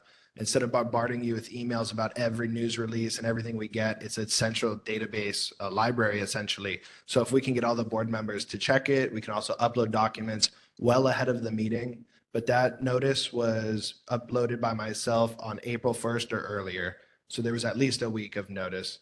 But we can continue that conversation later. Yes, but our board meetings are a month apart, so we had absolutely no opportunity. Thank you. Thank you, Dylan. Okay, and Linda? Thank you. I just quickly want to give an update on the showers. The showers the bid was given to the Kobayashi Group, and I asked a bunch of questions, and so I received in the mail about this, a book this thick. I will bring it at the next meeting and you're welcome to read it. The stuff that was stuck in the showers was at Barefoot Cafe, and that is the old shower system. So there's been, oh, and the employee that I imagine Margaret is referring to, I did talk to them on, and they did put another drain in, which is what he suggested. So there's a long history here. I'll bring the book next month. Thank you, Linda. Hey, this is Angie. This is a comment about homeless encampments. This is a thing that we've been talking a lot about the different board members. And this is not particularly about Honolulu County, but just for the board members and the community members, there is a Supreme Court case that has to do with homeless encampment enforcement and sweeps. So that one, the hearing, I believe, is this month. And so the ruling of that is going to come out, and it won't directly influence what we do as a state and a county, but it can slowly influence us. And so that also has to do with, like, on the county level and other counties, there's been a lot of different lawsuits about homeless encampments and sweeps. And it has to do with both the, not the power, but like the authority of police departments and the different service providers who are there to assist. So just for everyone, if you want to look into it, it's a Supreme Court case. It started out, I forgot what district court it is, but it had to do with Grants Pass, Oregon. They ruled it illegal to do sweeps. And then it went to this different court, appeals, and then now there's the Supreme Court case. And we just recently, I don't know if it's concluded, the one on this county. Not too sure. It is the Grants Pass case. They start oral arguments on April 23rd. And the issue there is, it's not sweeps, by the way. It's really just making it illegal for someone to sleep in public, and they're defining sleeping in public that if you have something that assists you, a blanket, a pillow, or a cardboard box. And that's what will be heard in the Supreme Court. You know, the city, our city, really, we do enforcements are really citizen complaint backed, and it's really to clean up, and we'll store the people's belongings. But it's a difficult subject, and we're looking very closely, and Sam Mocha is now in my department, and we're looking closely how we can engage on a proactive basis better with the service providers than we're doing now. The issue really is beds of many flavors, and we need to build beds of many flavors, and we're doing that as fast as we can. You just saw that the Behavioral Health Crisis Center opened up, and that was a deal negotiated out of our department. And you know, it'll be slow getting going, but that will be really good for people that have mental health issues. So beds of many flavors. Yes, and Mr. Crook is, of course, an expert in this field and has headed up these issues for a number of years. And now I believe that falls under your department, doesn't it, Mr. Director Crookie? I'm sorry, Chair, what's the question? Do the issues of homelessness fall under your jurisdiction and the department? Or have they been parceled out to Sam Moku? Oh, yeah. Yeah, so the homeless coordinator is Sam Mocha, who used to be the chief of staff for the mayor, and he is in my department. He reports directly to me, and we're building out a staff right now. We got some pretty exciting ideas that really revolve around this concept of beds of many flavors. The strategy is very clear. It's one of what are the creative things we can do to get somebody to be willing to engage the system. And that's core and all these other type of things that we do. And then the second part of the strategy is what are the resources we can create to service those decisions? And that's what we spend our time doing. Yeah, but Sam has joined DCS. Thank you. And Noella, if you have a brief comment for the director. Yes, thank you. Aloha, everyone. I have to say I'm in the thick of things on the front lines at the Diamond Head area. And I actually have to say, although it's not great, it's getting better. The chronic people, the ones that yell a lot at Makalei Beach Park, the normal, the ones that come every day. I'm not seeing them as much, okay? I do see what I believe is workers out there in packs of 3 or 4, and it seems like it's getting better, but the biggest concern for the people that live right here on the summit down to the coast, it's the fires. I'm very worried that this summer And I am seeing progress because I'm not having to see it every day. But whatever you're doing, just beef it up a notch because summer's coming. And the people around here are kind of nervous after what happened in Maui. And thank you, Mr. Crucky, and the rest of the members this evening for my comment. I appreciate it. Thank you. Thank you. You know, Thank what you're seeing at this, with the state and city relationship, the mayor and the governor have a very good relationship. And so you're seeing this push for what they call Calhalis. And the Calhalis that are initially coming out will be for single males or females because they use congregate bathrooms. And so you can't have a family, you can't have a child leaving a unit walking outside to the bathroom, right? So at the same time that that push is going on, we at the city are developing family shelters so that we have them around the island. We'll have one here in Waikiki that's just opening up, we funded. We'll have one in Wahiawa and one in Hauula. And so we're trying to make sure that we can address those different populations as we move forward. There's a lot going on, but there's a lot to do. It's tough.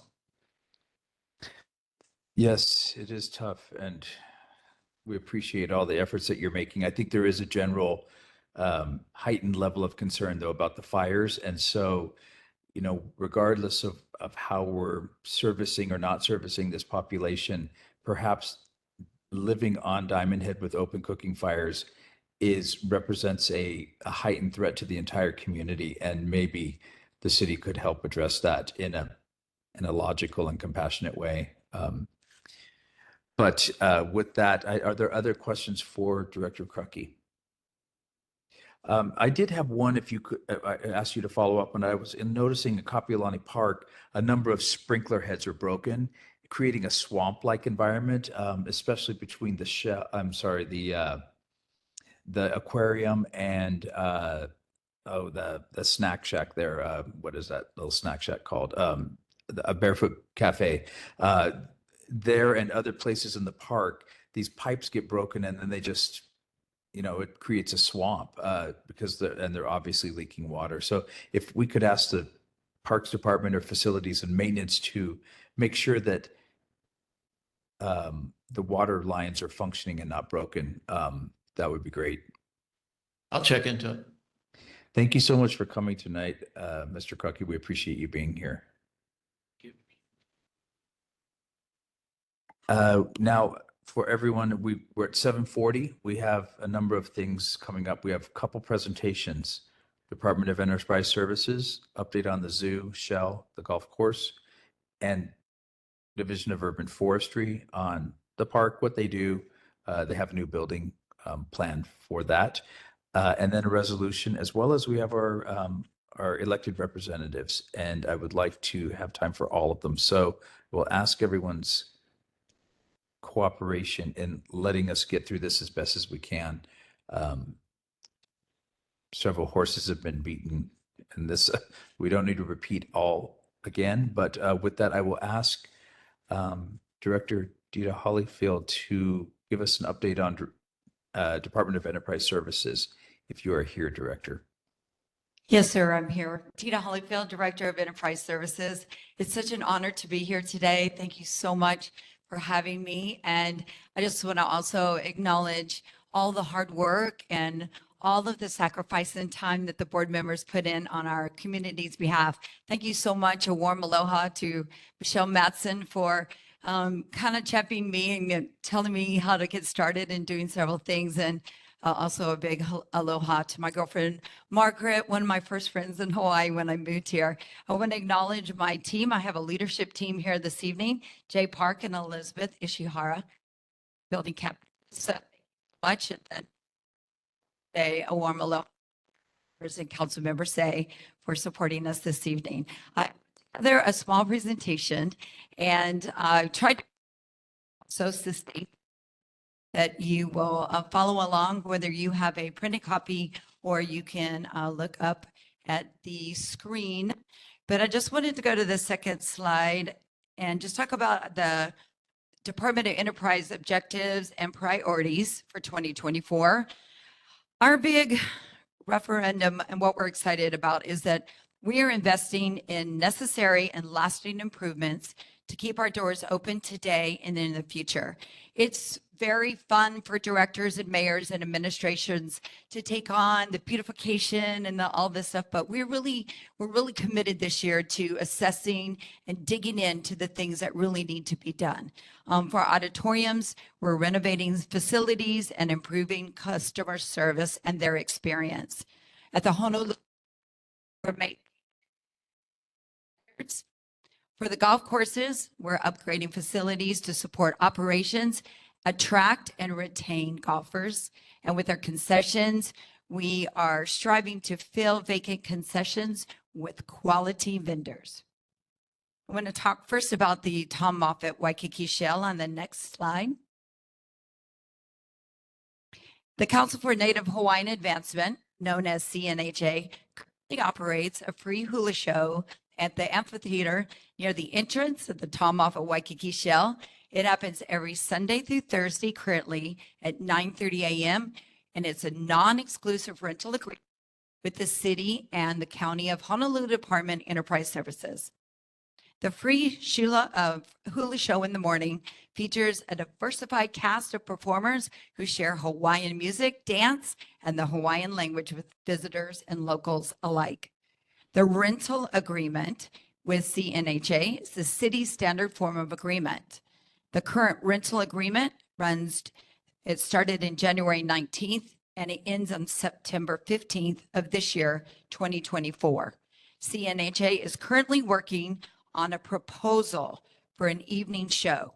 It's not going to be a luau. It's going to be a showcase of Hawaiian cultural and arts, and winners of the Merry Monarch are going to be featured. Miss Aloha Hula is in the cast. Nahoku Hano Hano Award winners, and Tracy and Keavi Lopez will be a part of directing. Other upcoming events at the Shell include band project events, the Hawaii Symphony Orchestra, Hawaii Opera Theater, National Christian artist Lauren Daigle, and also Toby Mac, just to name a few. We're very excited about the diversified cast of entertainment that we will be providing through our non-exclusive agreement. Let's go to the next slide. We'll talk about the Honolulu Zoo. We're super excited. I don't know, hopefully you found out is that everyone knows that we were just awarded top 10 best zoos, ranked number 4 in the nation by USA Today. It was through a voting process. There was a selection panel that nominates the top 20. We are hoping for number 10, and we're so excited to have come in at number 4. So that's something that we can be really proud of. Our projects include the Price Building renovation. It's a renovated historic former front entrance structure that includes new roof, public restrooms, the first native Hawaiian bird rehabilitation facility on Oahu, as we partner with Hawaii Wildlife Center, and we're going to provide support for seabird fallout, rehabilitate, and release. There's also going to be a new bird facility. It replaces the old one. We provide support for native and tropical bird species, and that's currently in construction. Our water system improvement project is to replacing the aging water lines in the zoo from the 1940s. Phase 1 construction has started and phase 2 design is underway. The Hawaii Islands exhibit create a main exhibit at the entrance highlighting Hawaii native bird species, starting from the wetlands and working its way up to the grasslands. Phase 1 preparing is going out for bid solicitation. Some of the fun things we're going to do this summer and for 2024, we just completed our Zoofari last Saturday. It was a fundraiser gala for the zoo. We're going to have a party for the planet. It's Earth Month conservation event on Saturday, April 13th at 10 a.m. And then our kids camps, which is seasonal, Twilight Tours, Wildest Show concert series will all start in June. And of course, our biggest and most important is that we are applying for the Association of Zoo and Aquariums, known as AZA, for re-accreditation in September. And that completes the Honolulu Zoo. And lastly, the Alawai Golf Course. Our projects include vehicular bridge and pedestrian bridge. It's repairs to the bridge at the entrance to the golf course and pedestrian bridge. Project awarded. Clubhouse roof reconstruction begins early in June. The LOI flood risk management, the meetings are ongoing. Our current driving range concessionaire is Hawaii State Junior Golf Association. Our current F&B concierge, which I just had the chicken katsu downstairs, I highly recommend it, LNL. And we're excited to do a lot of outreach. Muni Monday radio program with Rick Hamada. We're going to be hosting 9 annual golf tournaments this year. This is exciting news for both Council Member Say and Chair Waters. For January, February, March, each month, first time ever, exceeded $1 million in revenue each month. And lastly, Hawaiian Dredging, our contractor for the State Alawai Canal Project, has moved out of the front entrance area and is working on repairs to irrigation and restoring the grass before they reopen the area. It's been an honor to share some of the exciting goals that we have as a team, and I am now available for questions. I don't have a question. Well, I do have a question. Can you include an auditorium on your list of projects? So you'll be surprised at how many people want me to take the aquariums and the natatorium. I mean, that would be something, anything that the department could do to help. Currently, they're not under my division on any level, but I believe in you. And I believe that if that's what you're interested in, you're going to get that to the right person. Welcome. Are there other, thank you, Director Hollyfield, for that great presentation. We so Thank you, sir. appreciate you coming down here. It's been, long overdue, and I know you've just taken over reasonably recently, and it was just most appreciated that giving us an update. And we look forward to regular contact in advance of, what you're considering, because obviously, our neighborhood is, I guess, the most heavily weighted of any neighborhood of your department here. I mean, obviously Blaisdell is a huge enterprise inside of that neighborhood, but are there other folks there on the board who have questions for the director? Yes. Linda Wong. Linda? Okay, thank you. I would like to say that here, one second. Okay. 1 second. The aquarium, or is it the aquarium? Anyway, it's not in Honolulu. The Tom Moffat Waikiki Shell, it's not in Waikiki. The dividing line between Waikiki and Diamond Head is Kapahulu Ave. So that's actually a misnomer. I do know Sweetie, Tom Moffat's widow, and I think she wouldn't be against that at all, to take out the word Waikiki. I can call her and back that up. But the Honolulu Zoo is in Honolulu, but the Tom Moffat Waikiki Shell is not in Waikiki. So I would actually like to change that. I think that might be, let's see. Okay. Oh, yes, there is an important one. The Blaisdell, the back gate is Blaisdell, which makes a whole traffic jam around the whole block from Kapiolani Ward and South King Street. It's all because the back gate for the Blaisdell is broken. You can't use it for a monetary in and out station like it's been for many, many years.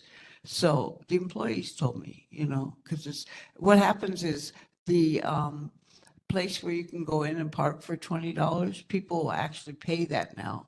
And you have people going in and out of that, that's breaking up, making people wait on, let's see, what is it? Ward. Yeah.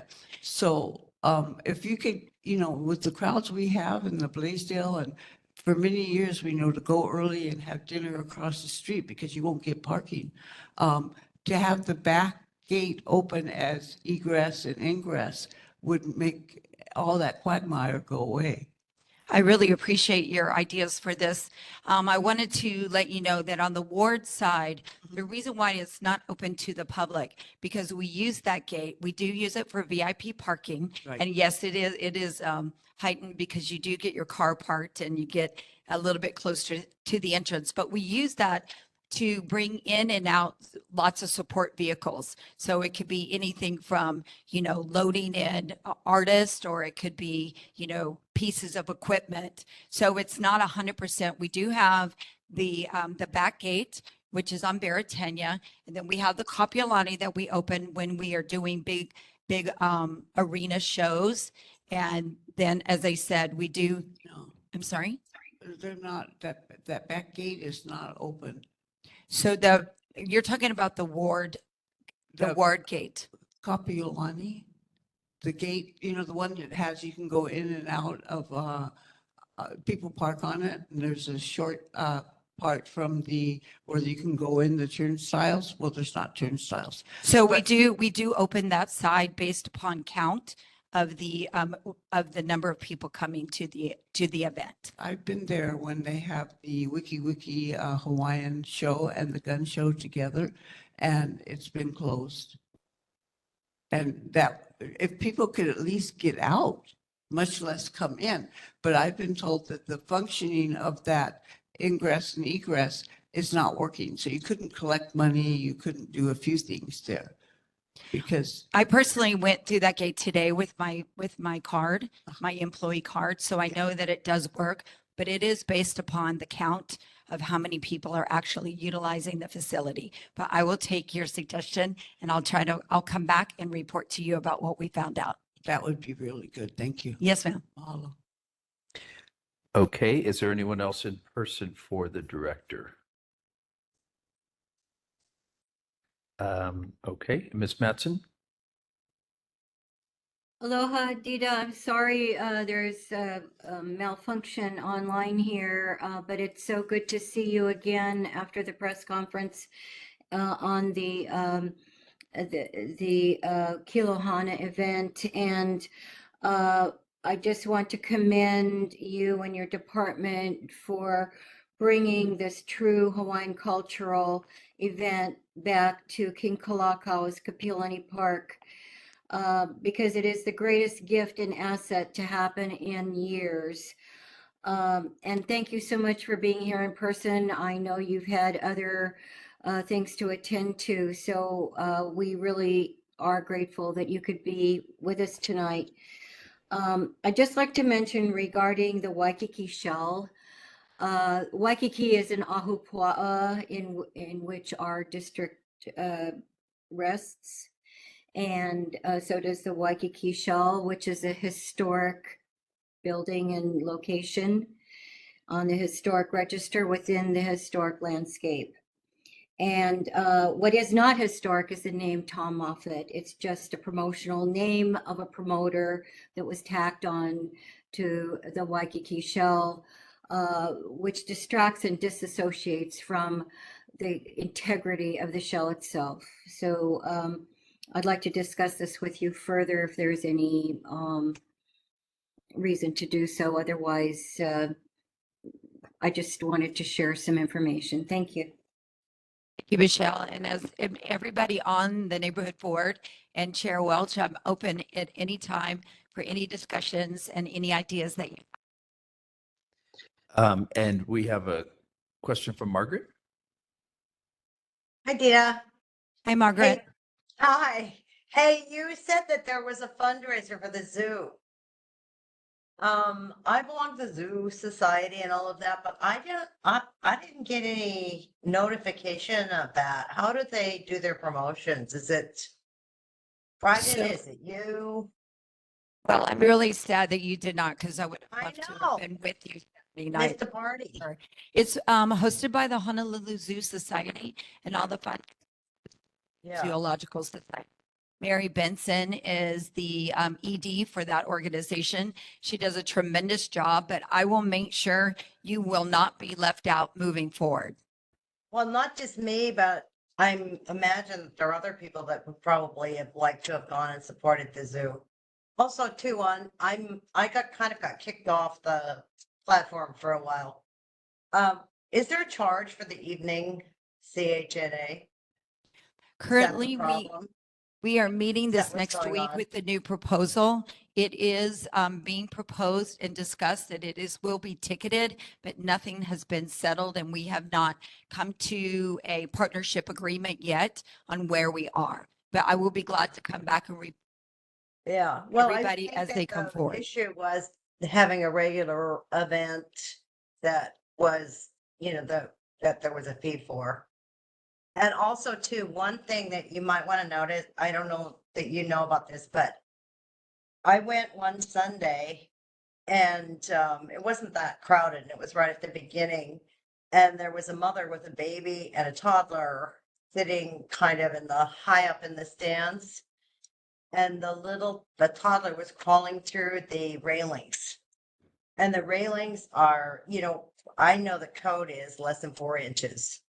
They were way over. And also too, is that there aren't any railings up and down the stairs. So there's some liability for the city that I think I told Mike Farmy about it and he said he was gonna look into it. But Kuhio Lewis was sitting beside me when I freaked out and grabbed the mother to grab the baby. But I mean, things like that we have to think about because it will be, it'll be the city that has an issue with it.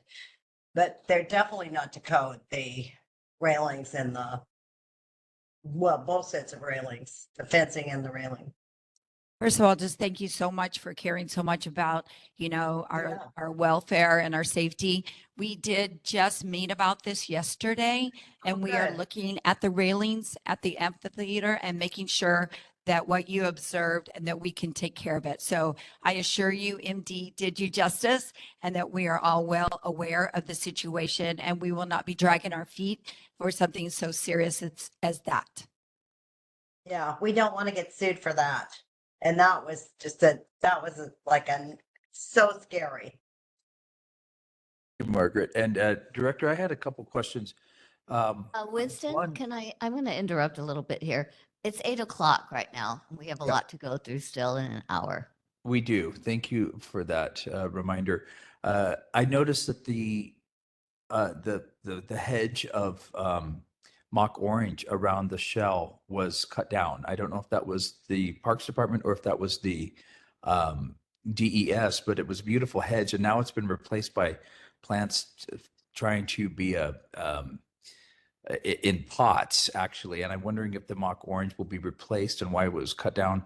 The other question I had was, can you confirm unequivocally that there is no plans for anything at the driving range except to be the simple driving range that it is currently? Thank you.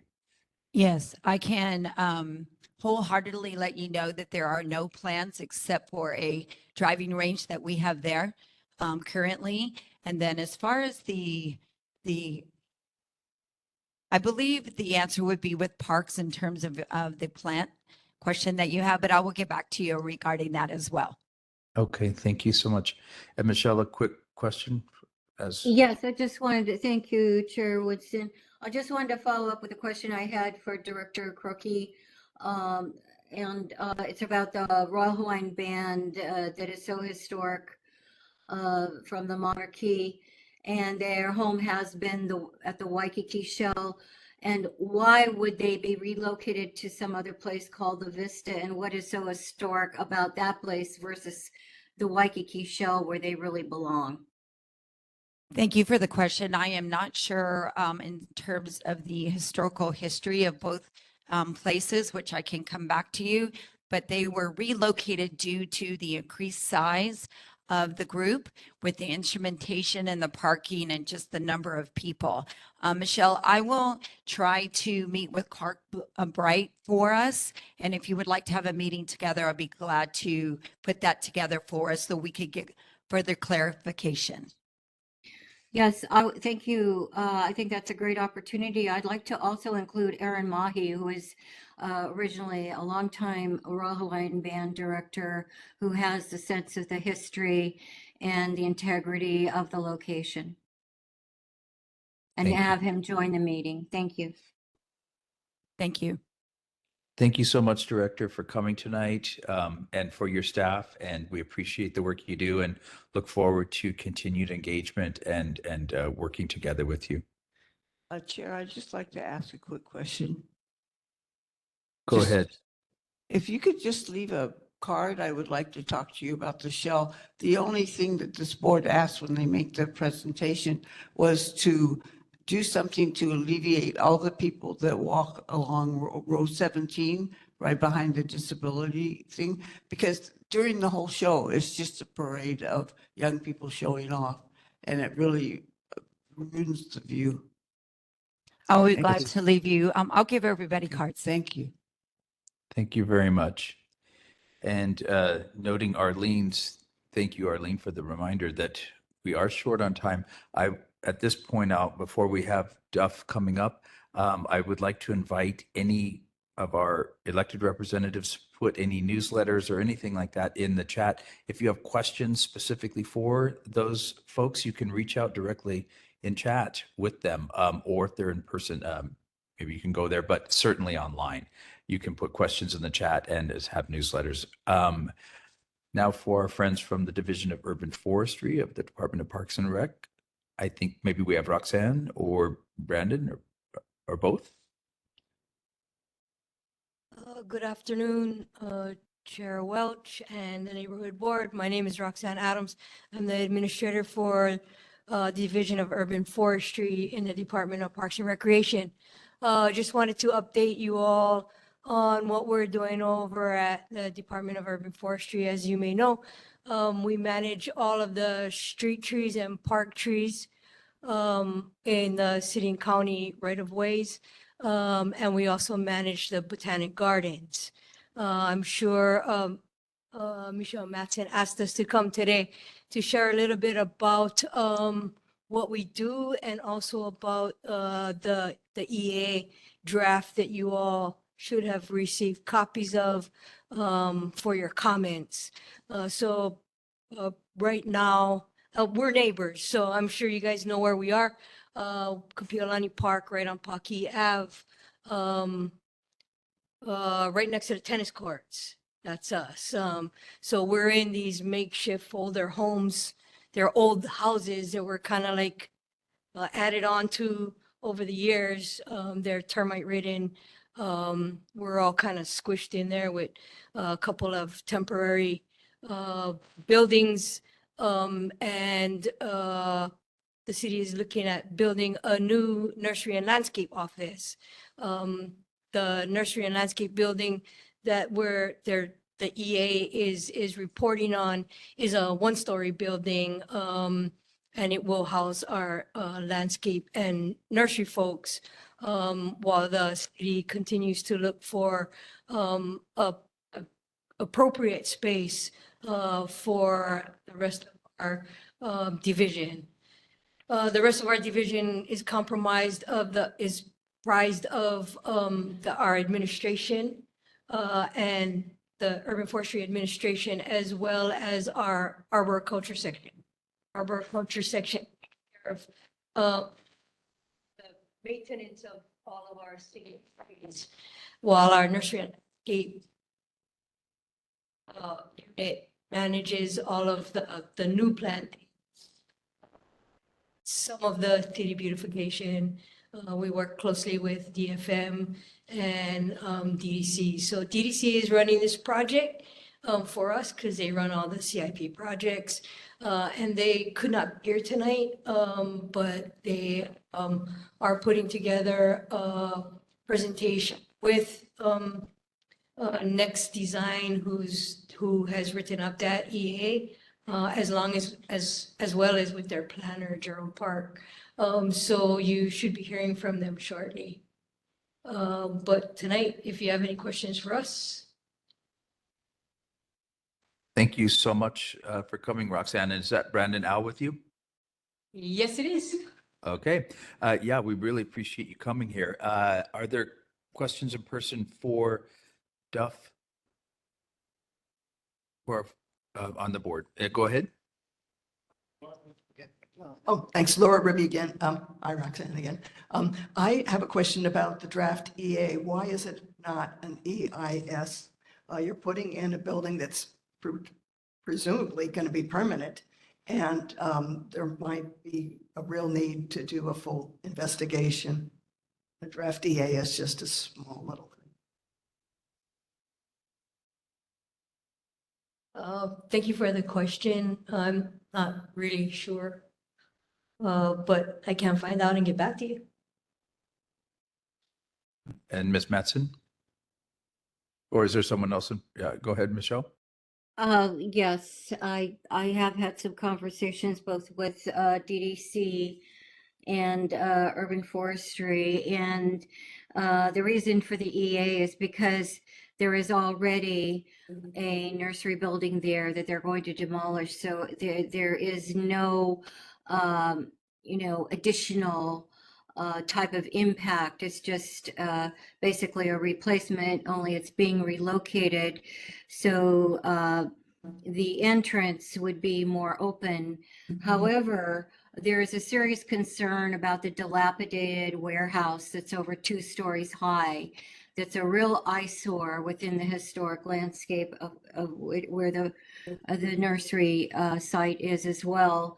And also a monster home has just been built overlooking the horticultural and nursery site, which really needs to be screened off with beautiful trees that, of course, urban forestry has propagated so well. And that's simply a suggestion to screen off the overwhelming monster house from the view of the historic park, as well as to think about also relocating, renovating, or replacing with a lower building this warehouse. It appears to be corrugated metal right on Pocky Avenue. Thank you. Thank you. Are there other questions for friends from Duff?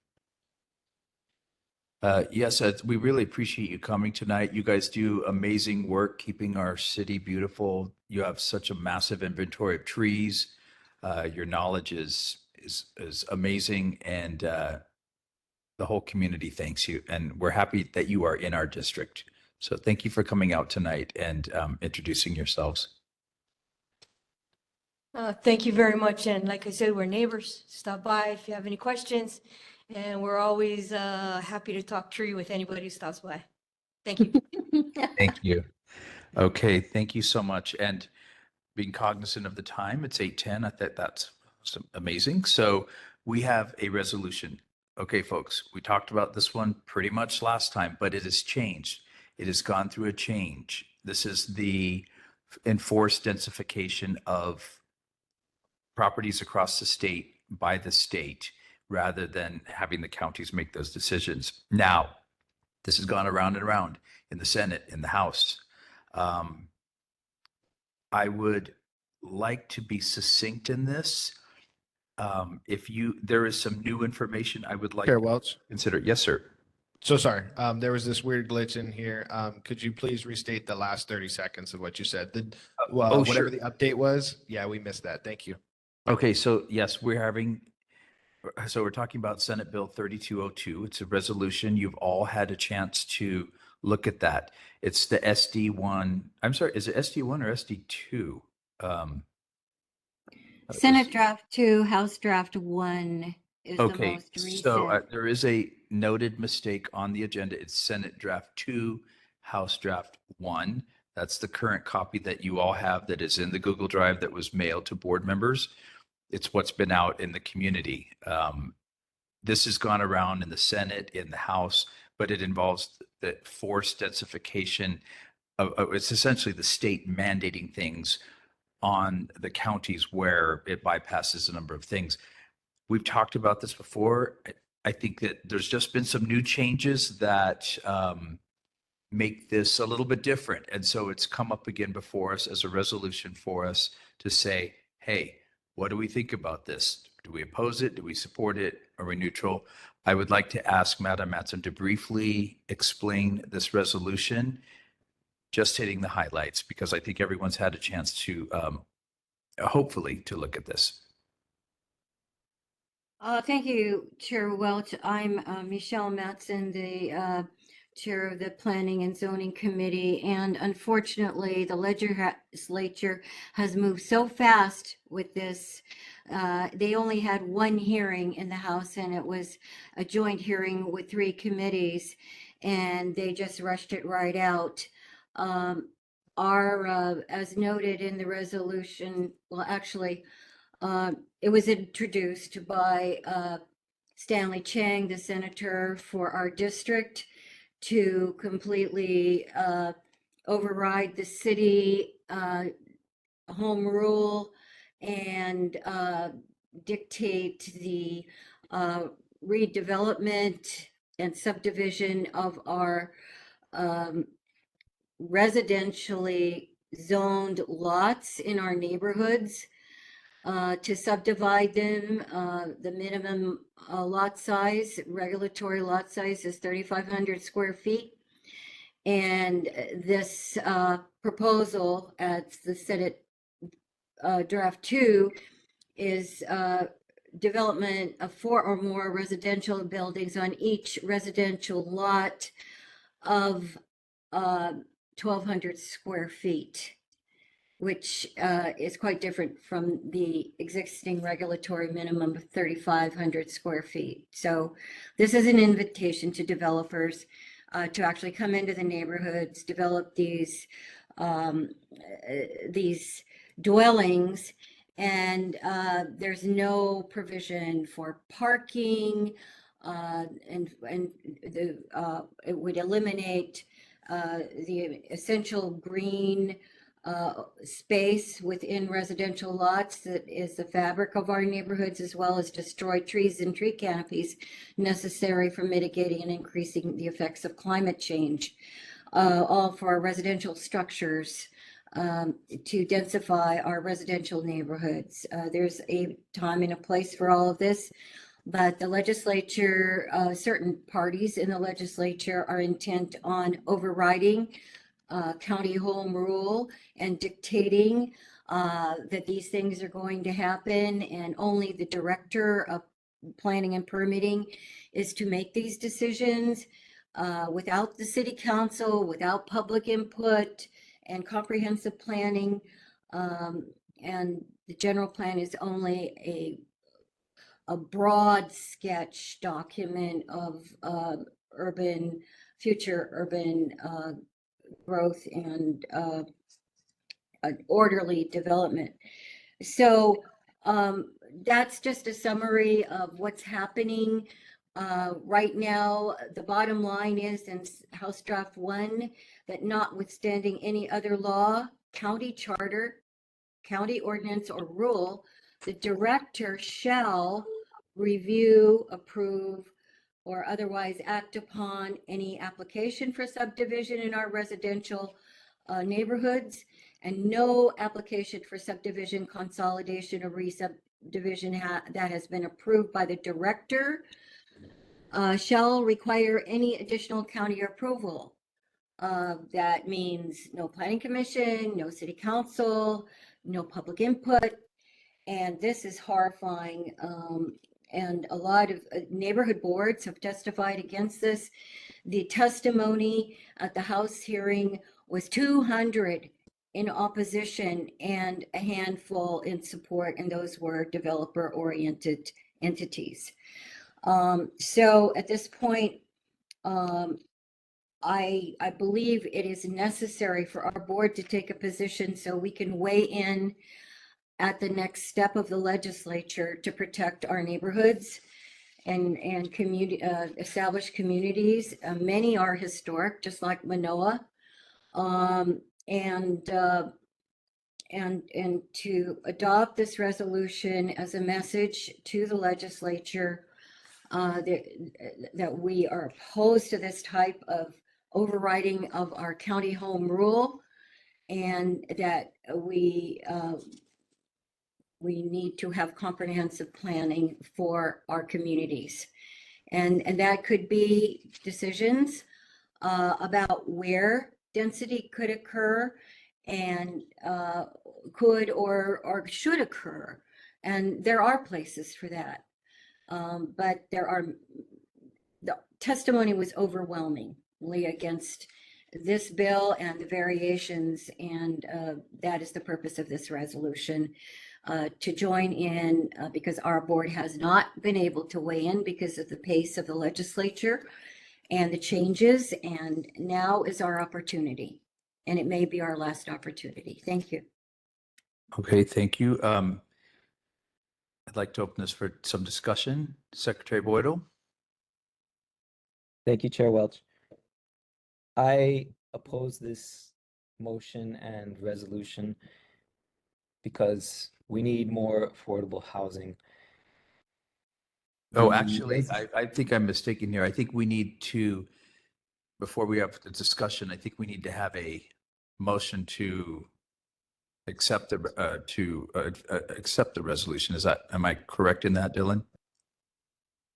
Yes, I would say with one thing, we could maybe do public testimony first, and then when we get to a motion, then that's when the board gets to discuss.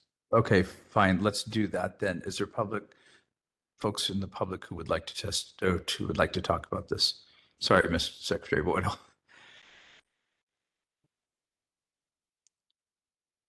Daisy? Thank you, Chair. As I mentioned at the DPP and the planning commissioners, they can develop affordable housing or so-called affordable housing, and who can afford? People here are actually moving out because they can't afford the cost of living. It's not the rental. It also has to do with the cost of living here. The other thing is you have too many things on the PUC or primary urban center. Guess what? They've never talked about any infrastructure, the same thing. Nothing has been upgraded. I don't remember hearing any sewer being upgraded since 50 years ago on Kapahula Avenue. Now, don't forget about parking.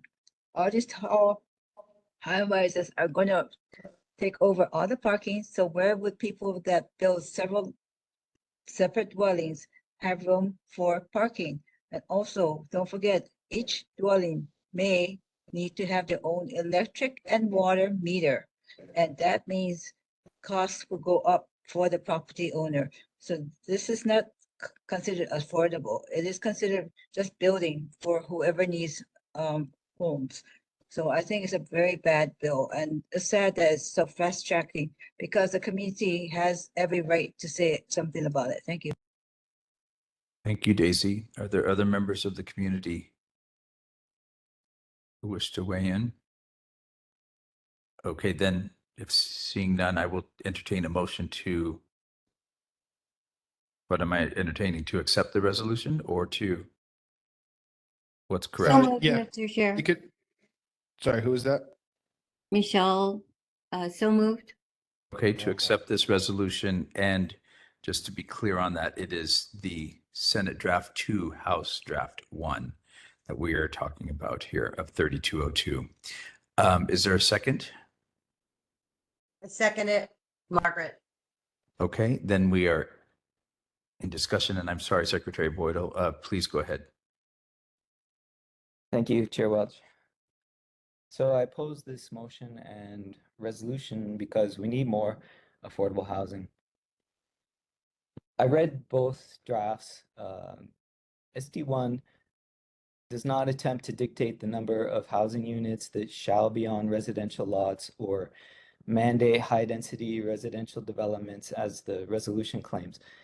It only allows the property owners to build an extra little house or two on their residential lot. And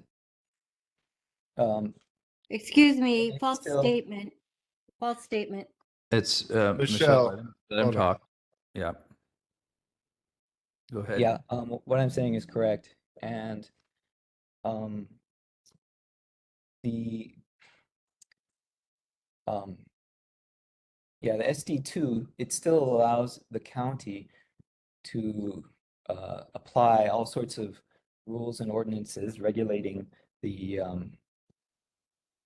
housing that will be built.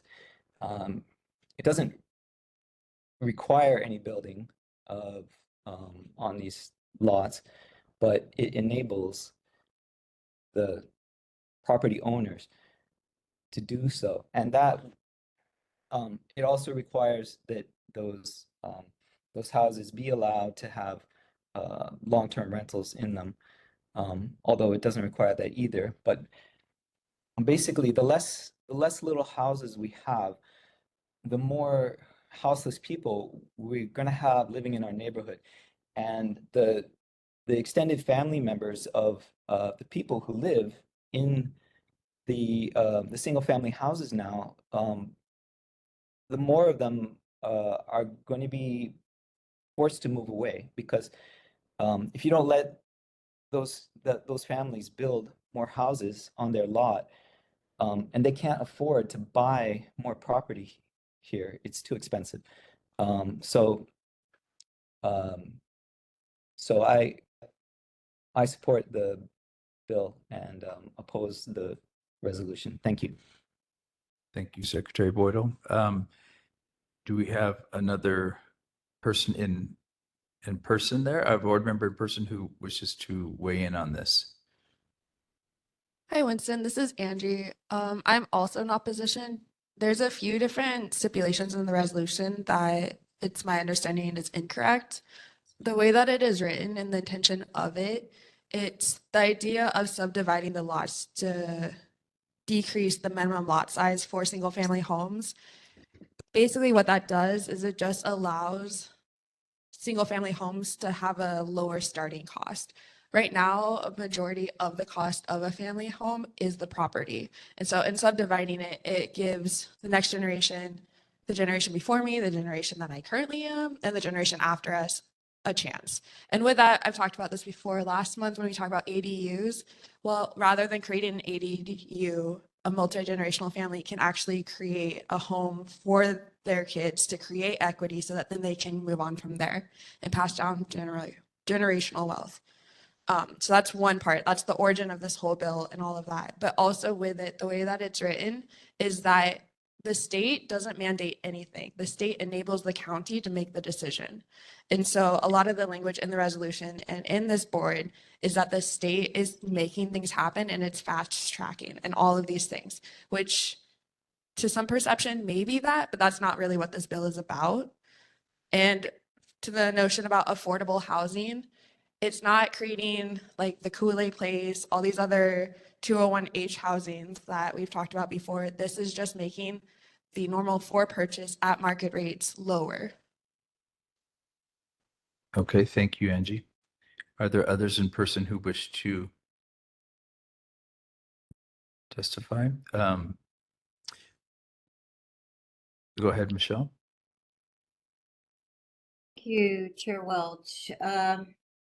I think if anyone had read the resolution, they would know that this resolution is about the SD2 and HD1 and not the SD1, which was first introduced, that was very general.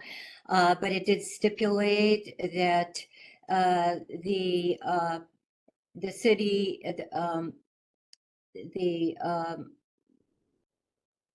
the law would allow the subdivision of currently regulatory zoned residential lots into smaller lots. And this SD2 went into more detail about the sizes and the subdivision to 1,200 square feet and 4 or more residential dwellings on the lot. The city already allows Ohana dwellings and ADUs. So that is not the issue. I think people really need to report truthfully and understand the legislation. This is what the resolution has attempted to share. And then in the House draft, it goes on, in the SD2 and the House draft, it says the city shall the director of planning and permitting shall do this. That is a requirement. It is not just a loosey-goosey suggestion. So we are being told by the state in our home rule, city and county, that open meetings, public input, and city council and planning commission will be aced out of all of this. The process is to go to the planning commission, first to the Department of Planning and Permitting, then to the planning commission, then to the city council, all public hearings. Everybody gets to weigh in. It is not just a cut and dry director shall, and that's it. So Thank you. this is the vehement concern of several neighborhood boards and many testifiers, organizations, nonprofits, residents at the last joint hearing. And if you need proof of this, all you have to do is go to the state legislature's website, look up Senate Bill 3202, and you will see the testimonies from the House hearing. Thank you, I Michelle. researched this. It is factual. There are quotes in this. And I am hopeful that many of our concerned neighborhood board members did read and understand this, even though a few didn't. Thank you.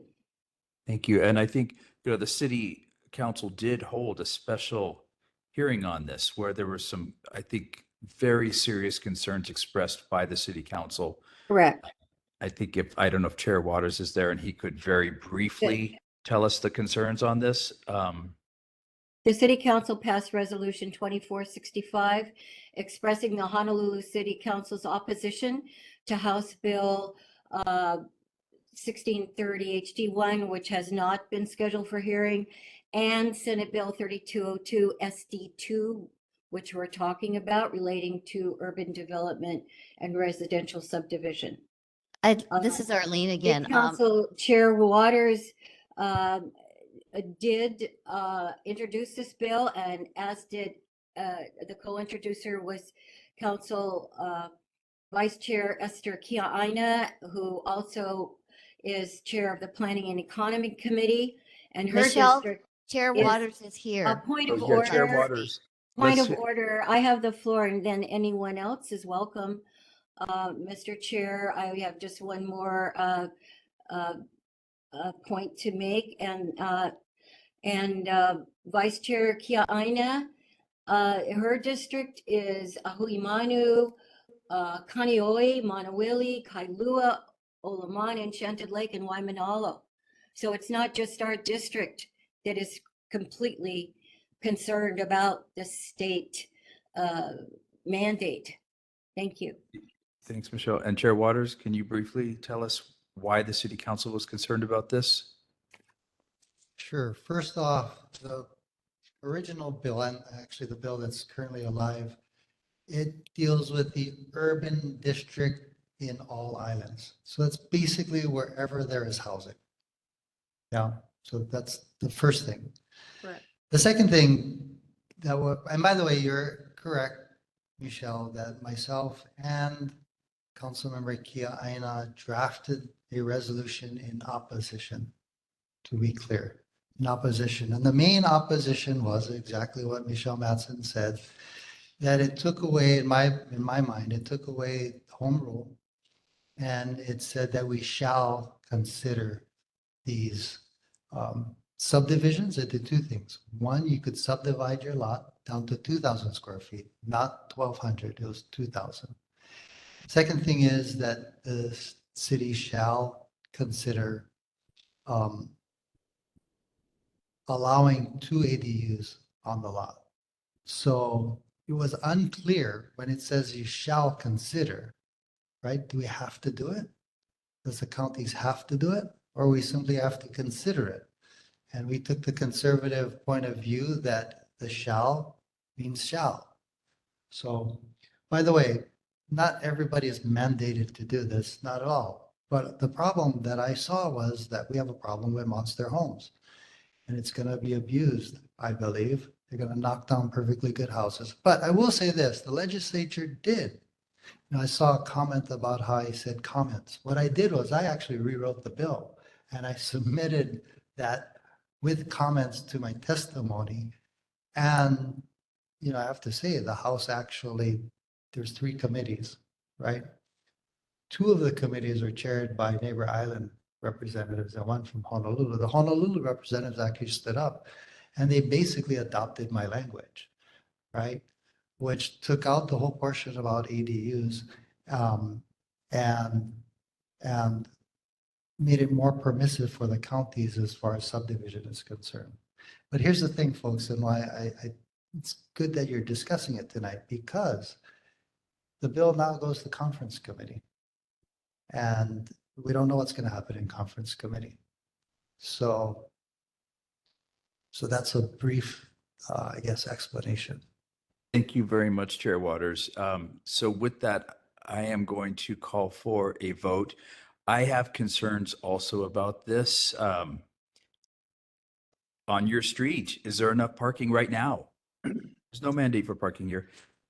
Is there any mention of this should be low income or somehow subsidized? Nothing like that. There's a lot of concerns. I think the city council took this up. When they call a special meeting, it means something. And this would dramatically could potentially impact our neighborhood in ways we have a hard enough time keeping rule with the DPP. And by the way, I just saw that Bill 24 is up for hearing at the city council, which talks about the planning department wanting to put up 4 stories along Kapahulu. That's just Oahu that we have to deal with. But now this is from the state, as Chair Waters said, shall. I'm going to have one more comment and then we're going to go for a vote. Bruce, I see you waving your hand. Yes, again, my comment is that you just need to take a look at Makali and Makiki. And basically is going to make Diamond Head, Kapahulu, and St. Louis Heights look like Makali and Makiki. And we were fighting the monster homes for all these years that I've been with the board, but nothing has been done about those. And I think it was just a tip of the iceberg that they're going to force something else upon us that'll increase the density, like in Makiki and Makali. And like I said the last meeting, you just drive down Yonge Street and you can see exactly what Kaimaki, Kapahulu, and St. Louis Heights will look like in a couple of years. It'll be a mixture of condos and 5-story apartment buildings, and it'll be just congested. And the parking is an issue already. And so I don't want this in my neighborhood. And so thank you, Tommy Waters and Esther Kiaina, for opposing this bill. But more people need to know about this. You just got to look around and see how things have changed over time. And I don't want our neighborhood to look like this. Now, I know people are looking for more homes, but to me, it's just a land grab development for realtors and developers to build more homes and for the city to charge more property taxes.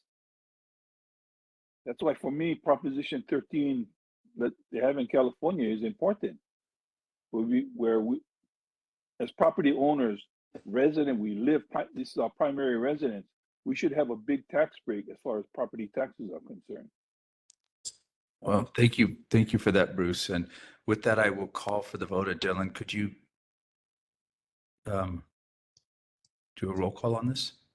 Yes, the motion on the table is to adopt the resolution in opposition to Senate Bill 3202, Senate Draft 2, House Draft 1. Allen. Aye. Boydell. Nay. Decker. David. Michelle, that is. This is Decker. I vote nay. Nay, thank you. Michelle David. Hasina. Aye. Khan. Knight, Nay. Mattson, Aye. Murchie, Aye. Velasco, Aye. Weitzel, Bruce Wong, Aye. Linda Wong. That was an aye from Linda. Welch, I support this resolution as written. thanks. One more time for Michelle David. Oh, aye. Thank you. All right, and no Alex Khan or Dylan Weitzel. All right, so we have 1, 2, 3, 4, 5, 6, 7, 8, 9. The motion passes with 9 in favor, 3 opposed, and no abstentions. Thank you. Mahalo, you. everyone. Thank you very much, Dylan. And for those folks that, like I said, this is the big stuff. We need a zoning and planning committee so we can understand the 201Hs, the state, the public primary urban core.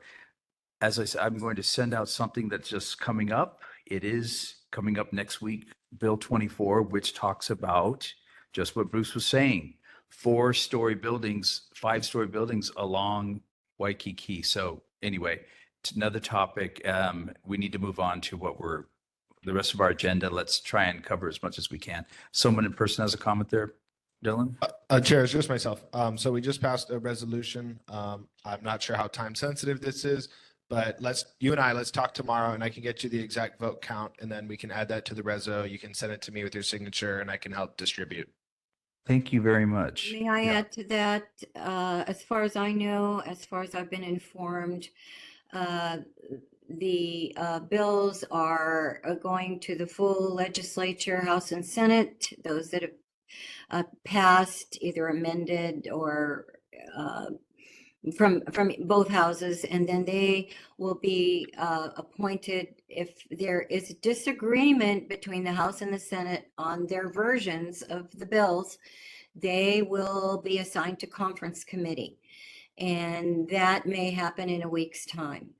We'll get this Everything out, will so- be happening before our next board meeting. The legislature adjourns before our next board meeting.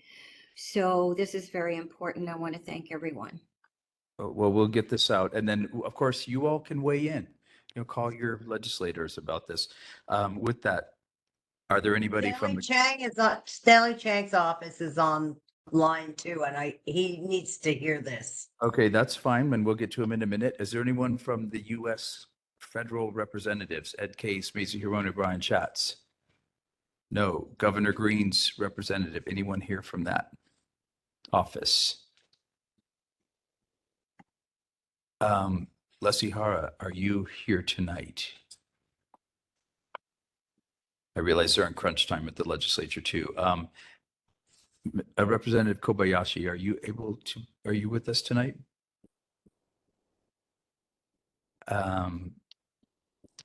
Jackson Sayama?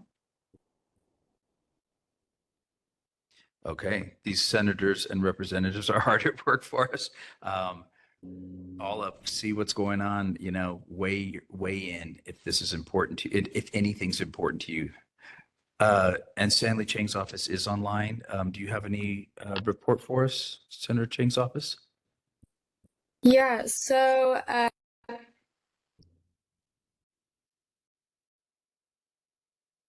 We just lost you. Maybe I think you went back on mute. If you can unmute yourself. sorry. We have the April newsletter out.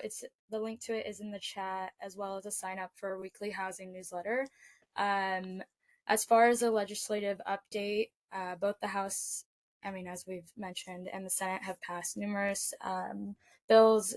Just to give you all a heads up on housing related ones going to conference, I'm going to put a list of those in the chat in case anyone wants to get a heads up on looking at those. But otherwise, Senator, just wanted to let you know that the city is beginning curb ramp projects at various locations in East Honolulu. They should be completed by the end of October, and work is expected to run on the weekdays from 8:30 a.m. to 3:30 p.m. And they'll be doing things like demolition, removal, and disposal of existing pavements and curbs and gutters and sidewalks and more.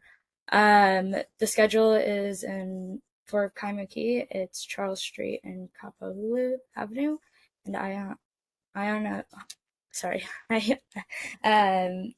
Ninu Place, mid block between Pine Drive and Nanu, sorry for my mispronunciation, Street, and Hawaii Kai Hapuna Place and Hawaii Kai Drive. And that is all from Senator Chang's office.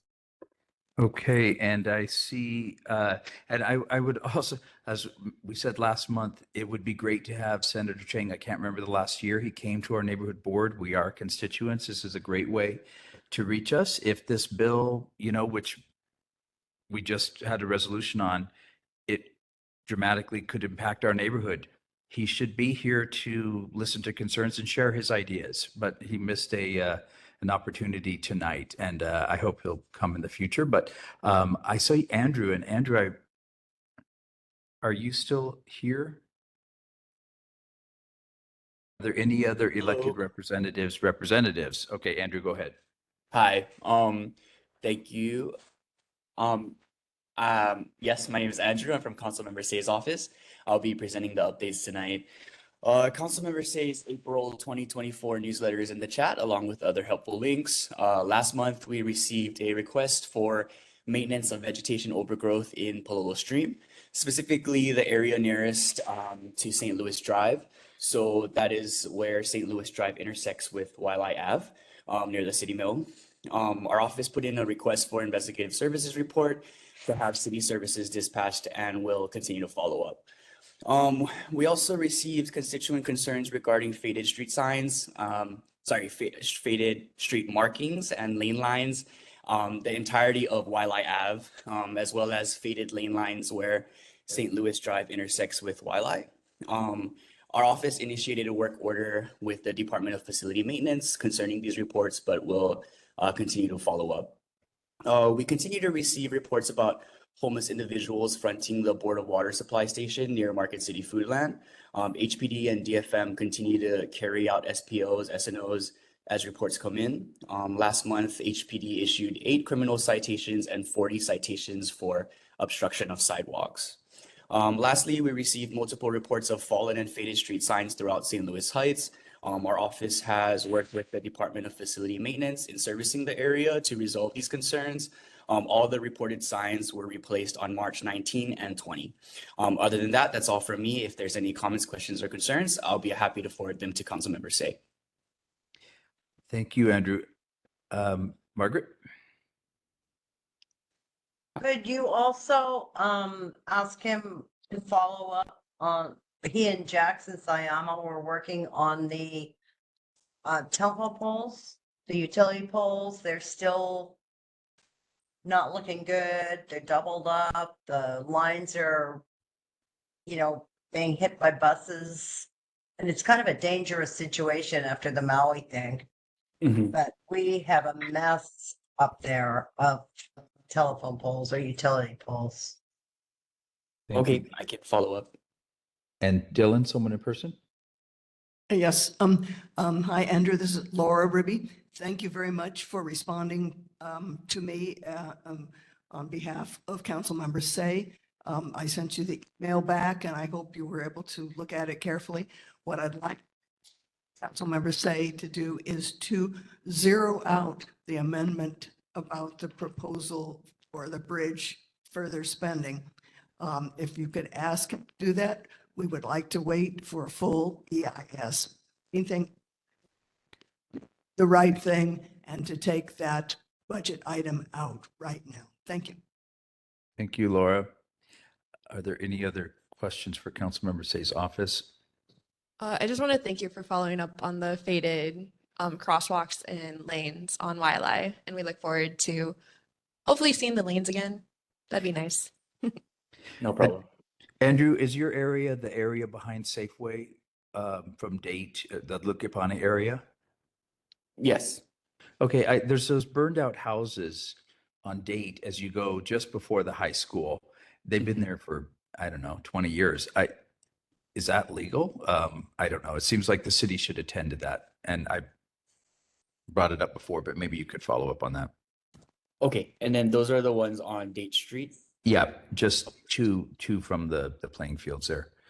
Thank you for coming tonight. Are there, my apologies, Councilmember Waters. I skipped you when I was seeing Andrew there, but I know you're here and we appreciate you coming. If you have any updates for us or from your office. Yeah, a couple of things I just wanted to make clear. I know there's in the chat, why did I vote with comments, or why did I introduce testimony with comments? It was actually a strategic move, right? The council came out pretty clear against the original version of the Senate bill. So I introduced testimony with comments, and I actually attached amendments that I thought would be good, which would put it back into home rule. And they adopted them. So I think my strategy worked. But you got to be real careful, because this bill is now in conference. So when there's a difference between the House version and the Senate version, they come together for the next 2 weeks and they discuss all the versions. So actually what you folks passed today was against the latest version, which was probably the best version there was, right? So, you got to be really, really careful, because what if they say, well, the Diamond Head Neighborhood Board said they don't like Senate Draft 2, House Draft 1, so we should go back to the original version, right? So again, you know what I'm learning tonight? That me and my staff, we got to do a better job in getting information to you folks so you can make informed decisions and what's actually in the bills that you're voting on, right? Because I hope this doesn't all go awry, but you still can call your House of Representatives and your senators, right? Your House reps, Sayama and Nishimoto, actually voted down, right?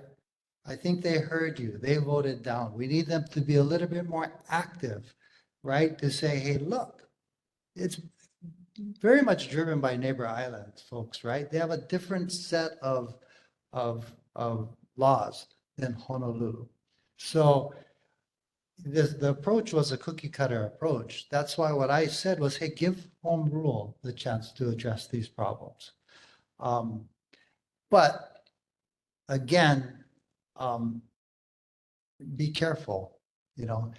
I do want to say though, Ms. Ruby, I am listening to you and what you're saying, and I just want to also clarify that it's in the mayor's bill. The funding for the bridge is in the mayor's bill that he gave to the council. So what you're asking us is to remove what the mayor had requested, right? Just to be clear. And I'm happy to take back to the Department of Transportation whether or not we should do an EIS or not. But that would have been a good question for the mayor's rep too, by the way. But we're currently going through the budget. So if you folks have any amendments, and I want to also bring up that the primary urban core development plan has been transmitted to me. I introduced it. It's going to be on first reading this coming Wednesday. And I'm open to your suggestions, right? I made a bunch of suggestions based on what this board said and what Kahala Neighborhood Board said. And almost all of them were rejected by the Planning Commission. That's the bad news. The good news is that we on the council get to make amendments to it. So I'm totally open to what everybody is saying here tonight. And we have the opportunity to make a difference. And this is a plan that's supposed to guide our development for the next 10 years. So it's really, really important. And it's kind of complicated when you read it. And I'm happy to maybe do a tutorial with you folks on how to actually read this thing. Because it's thick. It's about 2 inches thick, right? You got to know where to look too. Anyway, that's what I got for you folks, and happy to see you on. Open for more questions if you have any. Thank you, Chair Waters. Is there someone in person, anyone in person who has a question for Chair Waters? Hi, thank you again, Chair Waters. Thank you for mentioning what I'm doing. There is an opportunity to delete things from the budget. And I know that I will come probably on Zoom to the 17th with the hearing, put and give testimony and just expand on it a little bit more. But it's really important. Sites are so important. If we don't do the right thing and understand the whole dynamics, social, political, historical, the whole of the picture, we are doing a real disservice not only to our time here, but to all our future time too. So I'd really appreciate it if you would zero it out. Thank you. Thank you, Laura. And anyone else in person for the council chair? Ms. Metzen? Thank you, Chair Winston. I want to thank Councilman Chair Waters for his comments. Absolutely, we do agree, and the resolution agrees with home rule. It is stated in the resolution, and we fully support council oversight and public input for sound planning and comprehensive, organized planning principles. We know the conferences committee is coming. Anything goes. The first draft of the resolution, the first draft of the bill in the Senate was changed to the second draft. That's what we weighed in on. That came over from the Senate to the House. We weighed in on that. We've covered all bases. We support the city council. We support home rule, and we support sound and comprehensive planning principles. Thank you. Thank you. And are there other questions or comments for Chair Waters? Bruce, go ahead. I just want to say to Councilman Waters, along with the other council people, please look into something like Proposition 13, where if you live in your primary residence, you should be allowed to get some kind of tax break on property taxes, much like Proposition 13 in California. Because if we want our children to take our property over, I don't want them to be taxed out of the property down the road as everything develops around them. And so for me, I want my property to go on in perpetuity. And so that's my objective, so that my great-grandchildren and whatever can stay in Hawaii. Somebody can be here. And so please if you can look into something like that. Thank you. No, absolutely. I'm not familiar with Proposition 13, but I'm happy to look into it. But I do want to note that last year we did raise the homeowners exemption for everyone. We also raised the homeowners exemption even higher for kupuna. And then we increased the, it was called a safety valve. If you make $80,000 or less, everyone in your household, your property taxes are limited to 3% of your income. So that's something that I want to encourage everybody to look into. But happy to look into Proposition 13. Yeah, absolutely. Well, Proposition 13 is attached to what you pay for your property. And it can only go up 1 to 2% a year at the most. And so if properties around you get developed and whatever and go for $1 million over the asking price, it will not affect your property value. And because the way the tax system is now, the property taxes are based on comparable sized properties. And so the assessments will always go up, but it should be based back on what you paid for your property. Thank you, So Bruce. good point. And we actually did discuss that, and it was on the table. But one of the sticking points was, what do we do if the person took advantage of that tax break for all those years, and the properties say, they bought their home back in the 50s for $26,000, right? And now they're selling it today for $2 million. Do they have to pay all that back taxes that they accumulated that, what is it called? The equity, right? Is that equitable? Or are we just going to encourage folks? I mean, but that was the sticking point, Bruce, that's something that we couldn't get past. I'm open to ideas if you have any on how to deal with something like that. And, Because again, if you keep that property, terrific, but put it in a simpler way. But what And happens Bruce, if we sell? And I'll encourage you to call the council member's office on that as we are near wrapping up. I see Daisy has had her hand up, and I did want to let her ask her comment to the council member. Thanks, Chair. Hi, Okay. Council Chair Waters.